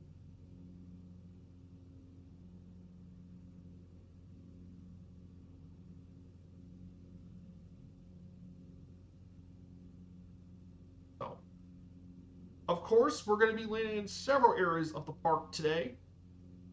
Um, so I'm going to go back to our nav map. So the places where we're going to be landing here today, Point Lookout. We'll be landing here at Point Lookout for a little bit. Then from there, we'll visit the tallest point of the park, Park Point, the tallest point of the park. We'll land here. Then of course would be. Then our next landing is going to be at Balcony House and Cliff Palace. Cliff Palace is going to be where we're going to be landing. So we'll find an area close to Cliff Palace we can land. I'll find somewhere close enough to Cliff Palace we can actually land.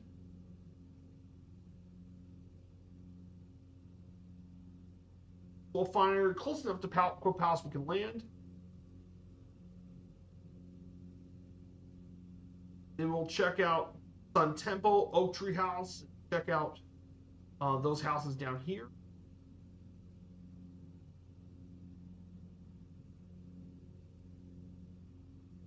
Then we'll also land near Longhouse. Longhouse is where we're going to be landing next, is Longhouse, the second longest of our settlements. And then that would be the only place we'll be landing. The rest of it, we'll fly over the rest of it. But we'll get some amazing views of the park. And we'll land here at Cortez. That's going to be some of our landing sites for today's trip.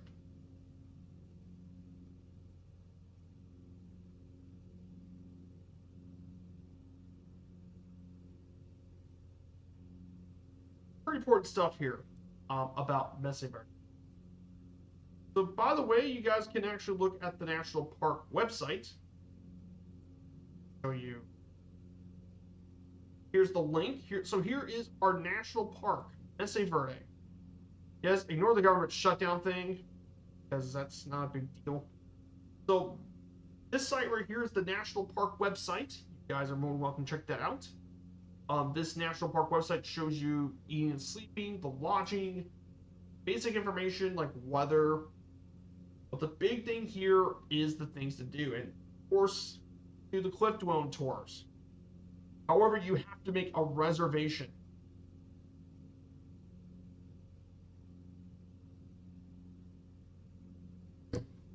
And you can reserve on recreation.gov. And you can reserve your cliff dwelling tour. For example, Cliff Palace, the most famous dwelling in the park. You can actually take a tour of it and it's around 45 minutes long. Limited to 50 people, 45 minutes long. You descend and climb 4 ladders with an elevation change of 100 feet. All people must know how to climb ladders on their own. And know your physical health. So there's that one. You can tour Balcony House. So here's Balcony House, the most adventurous of the park. You can also do a backcountry tour to visit some of the lesser known ones. Square Tower House is one of those. So this is Square Tower House right here. Oak Tree House is one of the largest quick dwellings. Oak Tree. There's Weathermill Mesa, named after the Weatherhill family, the second largest dwelling in the park. Depp House. These are all the different dwellings you can take a tour with. Really cool stuff. Of course, there's also other activities. Bird watching is very popular here. Stargazing. There's actually some hiking trails here too. So that being said, this is not the type of park for hiking. There's some really cool hiking stuff here, but Mesa Verde is not one of those parks for hiking. There are definitely better parks for that. It's not a bad park. It's just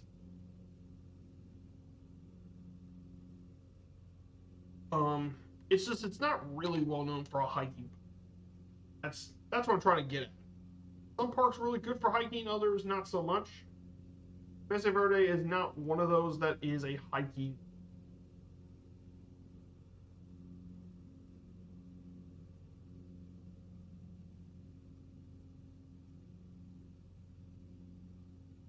That being said, it's still a really cool park, and like I said, hiking and all that sort of stuff. There's some really cool trails. The big one is Petroglyph Point is the big trail of the park. Like I said, it's a really neat park, and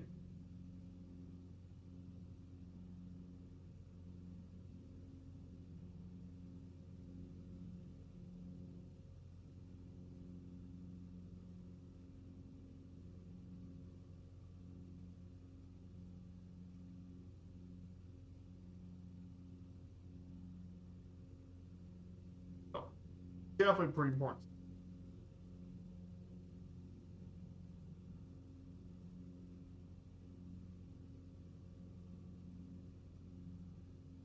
We're about to arrive into the border of Mesa Verde National Park. We're going to land at Point Lookout first.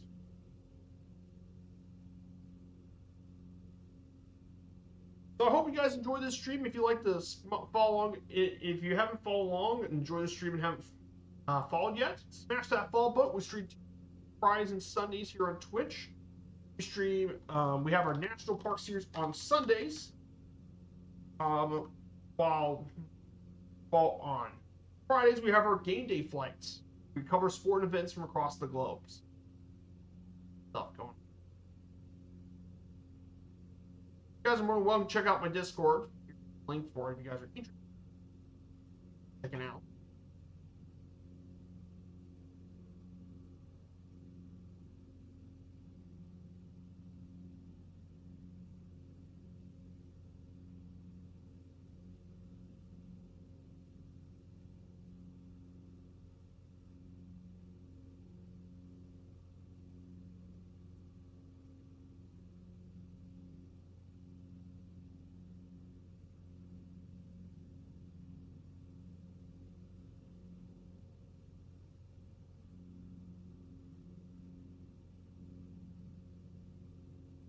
So here it is, guys. Point Lookout is one of the tallest points in the park.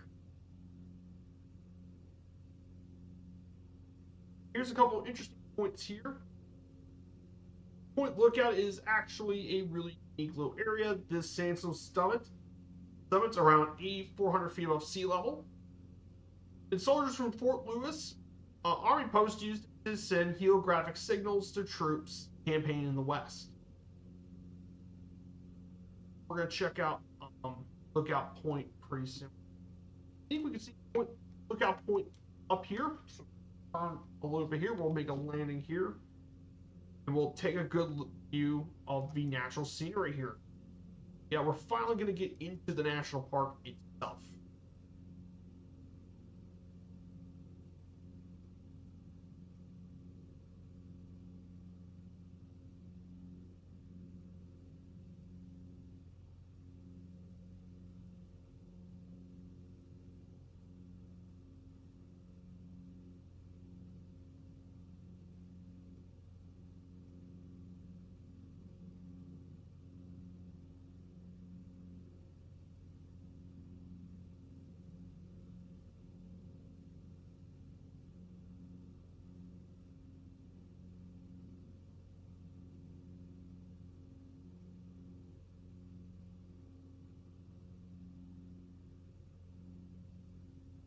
Here we go, guys. We'll turn right through shortly.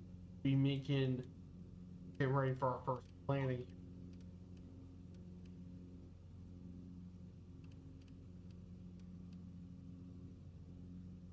Here we go, guys. We're about to make the turn.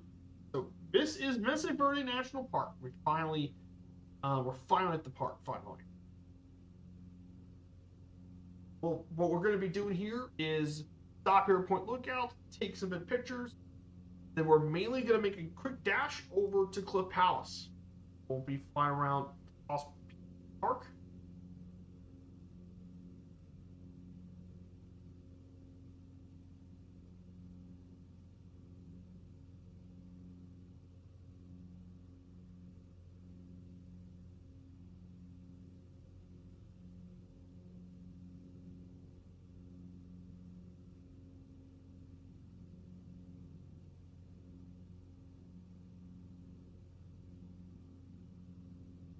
I'm very excited for this. Very excited to finally get to this. Like I said, I love this series as well. I had massive enjoyment doing the National Park series with you guys. It's a lot of fun.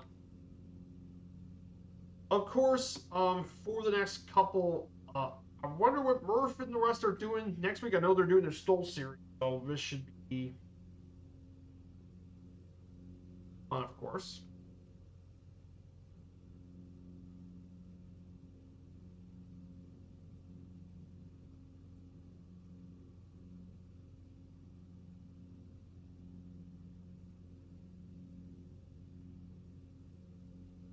Here it is, guys. Lookout point. There she is. Let's see if we can land at Lookout Point. Point Lookout. So here we go. We finally entered the national park.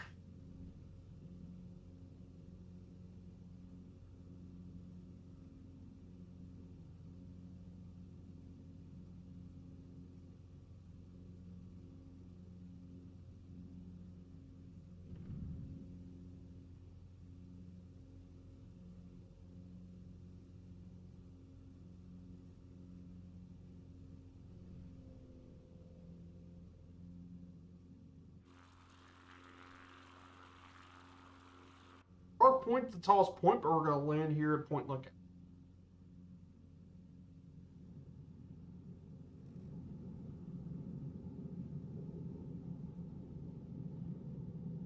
I know there's a lot of trees, which is why this is tough. But the reason I'm doing this is because I'm going to take advantage of one of the new features of MSFS 2024. You can actually exit out of the cockpit. It'll let you do some stuff that you couldn't really do before. So, yes, mind the trees.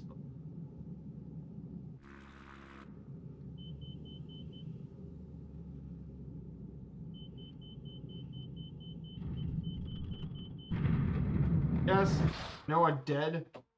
That's not really the point. The point is to go ahead and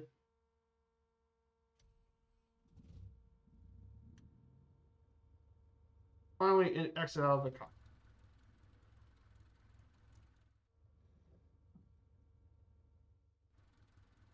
So this is Point Lookout, everyone. This is Point Lookout. So we can look at all this area here. Look at that bird view. Here, right. This is Point Lookout. This is the peak of the park. This is used for a lot of signalings. Happen here. Park. Really cool view, guys. Amazing stuff here. To our west, if we look to our west, we could see Oot Mountain. Oot and Black Mountains are located right here. Our west. If we look east, we find Helmet Peak, Babcock Peak. Find all sorts of different peaks out in cool stuff.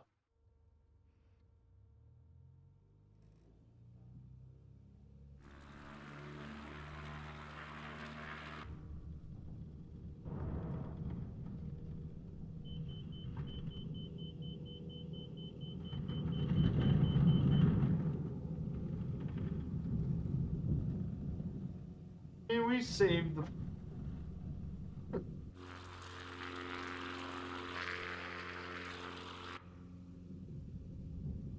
So we're going to fly around here. So this is the Montezuma Valley lookover point to Montezuma Valley. Montezuma Valley. Here at the park.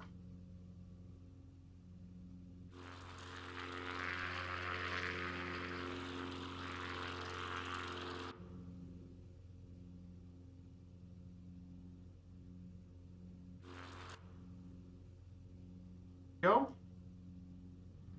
Right around here to our right is Park Point, the tallest peak at the park. Tallest peak.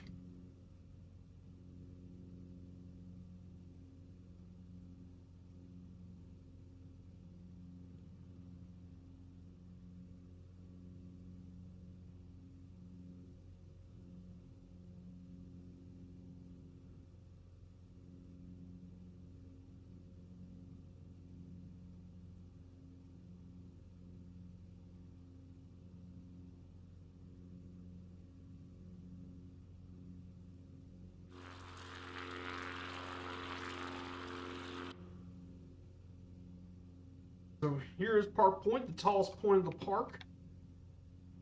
The park's highest point, 500 feet above sea level.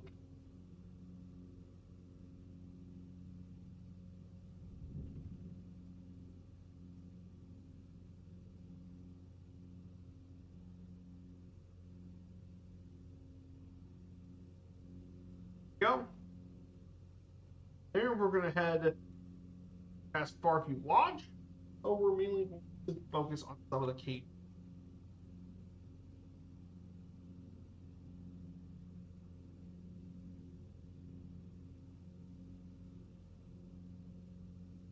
We're going to turn. Yeah, so you can definitely see some of the Mesa tops. Mesa.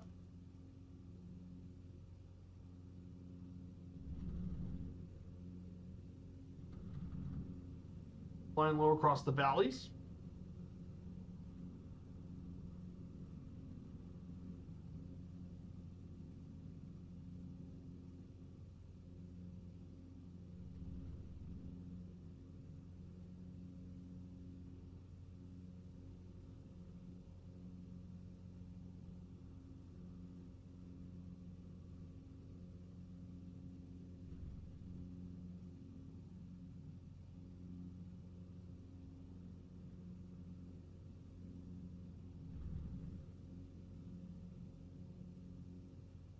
We're going to turn left here very soon. We're going to turn left. We're going to make our way over to Cliff. We're going to make it over to Cliff Balcony House. So Balcony House is down below us. But then we'll make our landing around Cliff Palace, and we'll talk all about it here.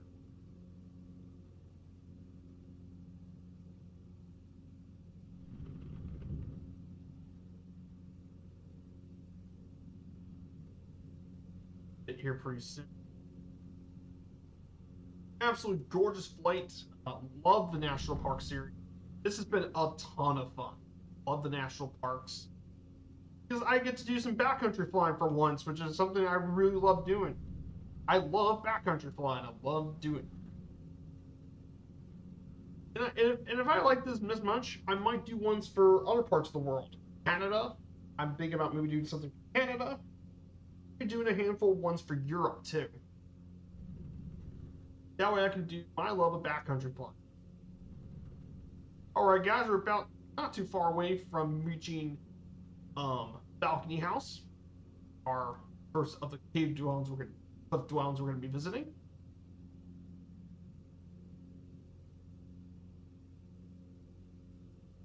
Come on, Espanol.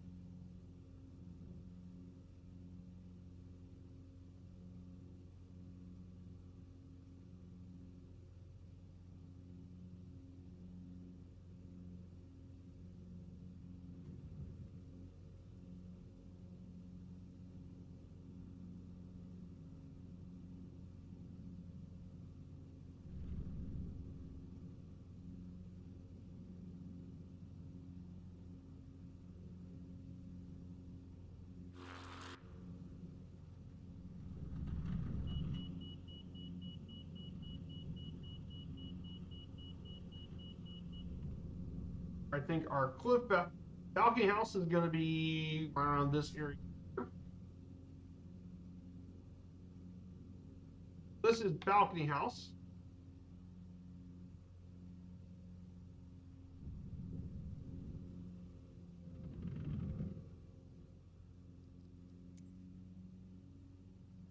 Is what balcony house would be. So balcony house is over here.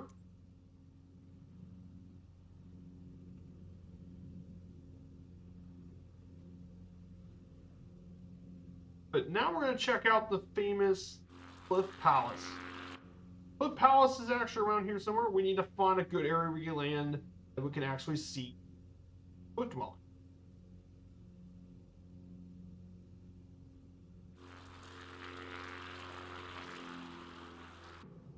Ah, there she is. There's our cliff dwelling. Cliff Palace.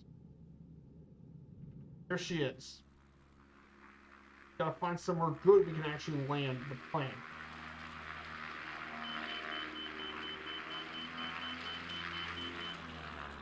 And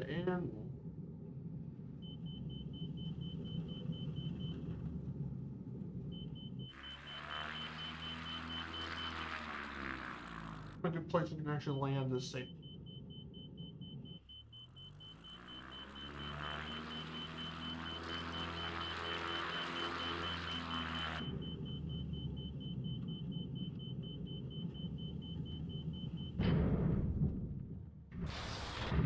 Not bad.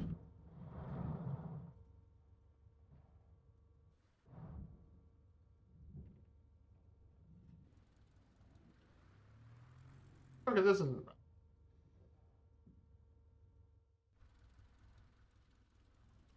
Ah, not at all. This is Cliff Palace, by the way.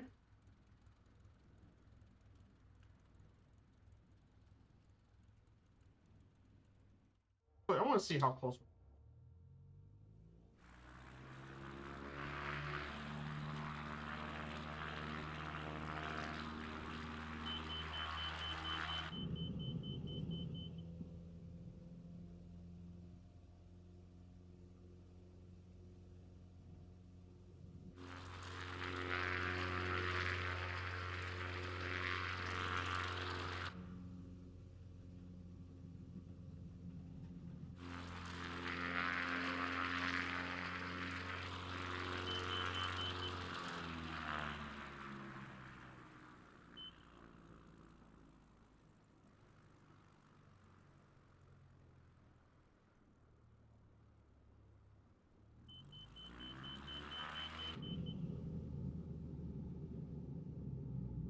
Cliff Palace.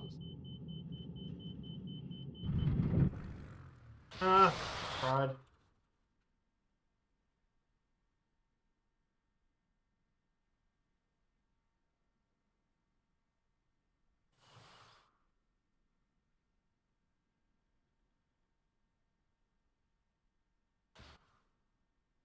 Guess that'll be good enough. So, guys, this is Cliff Palace, by the way. Here it is.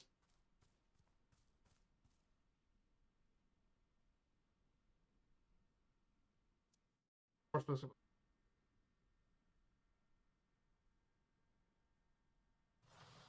Ah, perfect.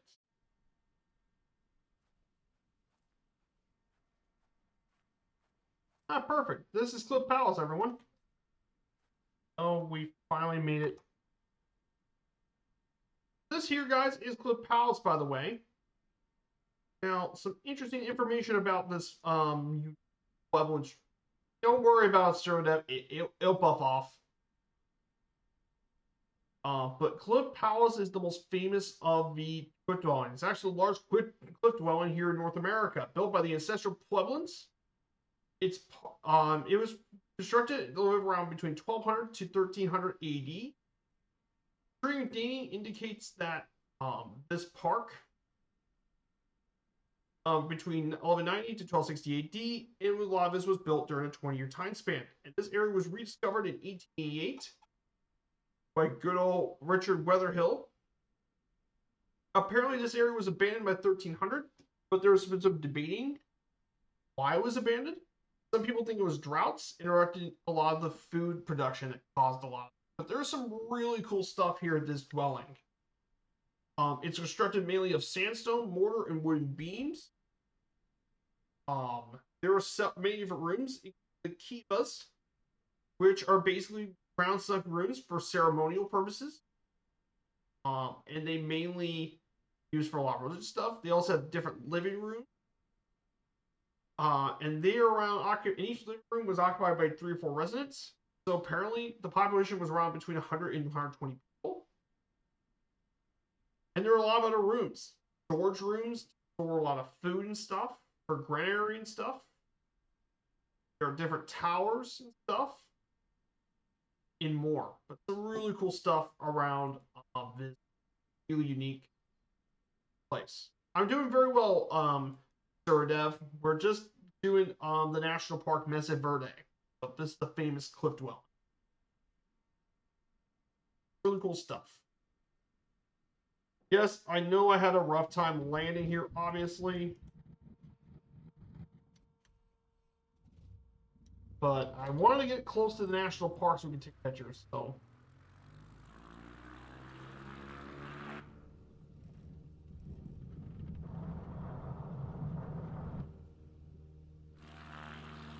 That's why I'm just going to use the power of movement. I'm not judging. Yep. Like I said, this is a super serious Soul series. If you want to find that, I mean, Can Do or NorCalis.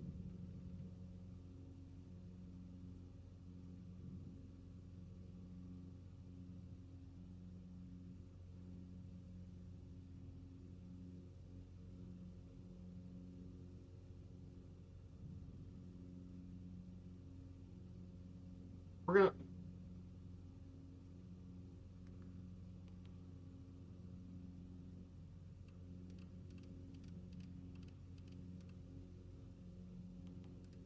Fly up even more here.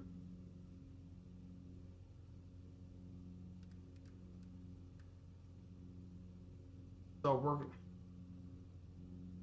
we're gonna make our way over the step house and long house. We're gonna fly over these points.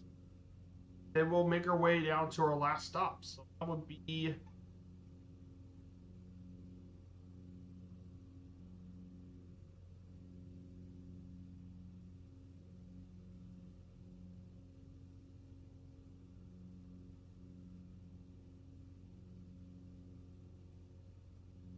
So we'll be mainly viewing Longhouse.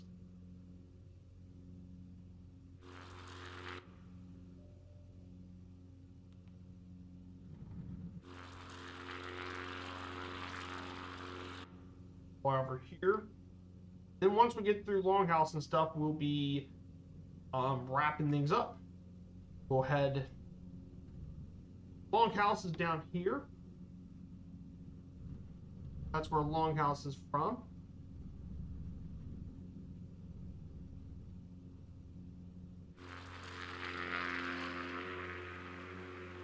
Hey, Roberts is here. Good to see you. So Longhouse is here. Step House is located here.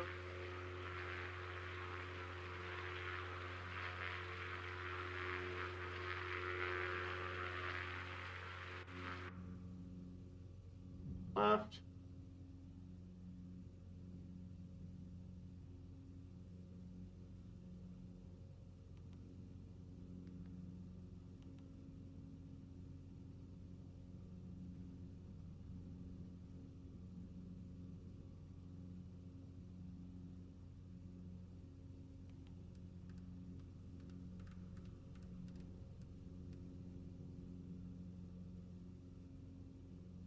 So we're gonna head our way down to Basin Boot, and then we'll make our way back over to our final stop at Cortez Municipal Airport. So we'll be wrapping things up. We'll wrap up our stream. So that'll be it, everyone. Hope you guys enjoyed a little bit about Mesa Verde National Park. Really underrated park, but it is lots of history here, especially if you like indigenous history. Place.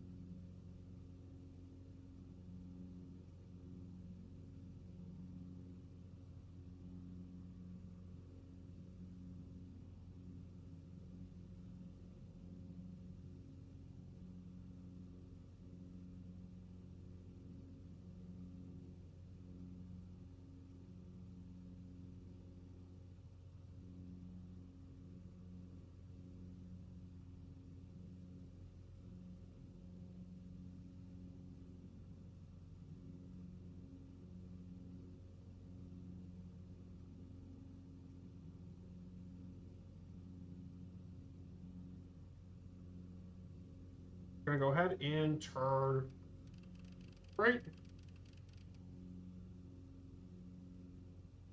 And we're going to descend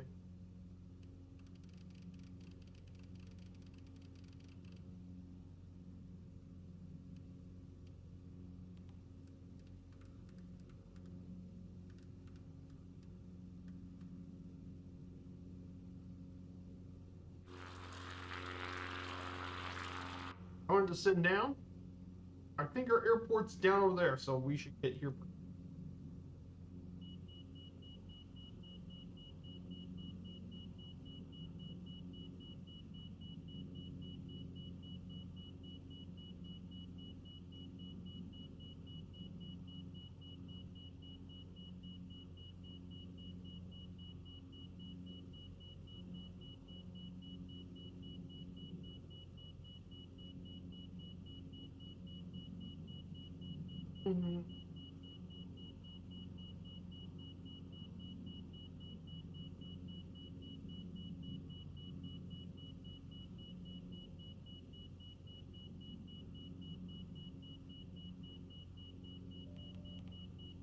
Oh. Well, that's close to the ground. But hey, I mean, we at least get a close to the low to the ground flying. I know a lot of bush pilots like to do low to the ground stuff, so that then.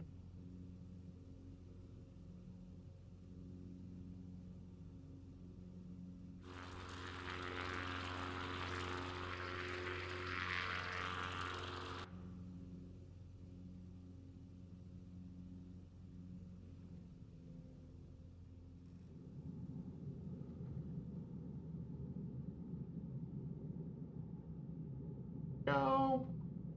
And we're down. Welcome to Cortez. Everyone?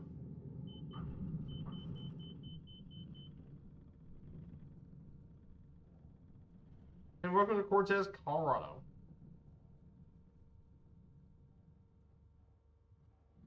And that's it, everyone. Thank you all so much for coming along today. I hope you all had a great stream. Really enjoyable time with this. So that completes our 7th national park of the series, Cortez. So our next national park in our series is going to be Glacier. So we'll be going there Sunday.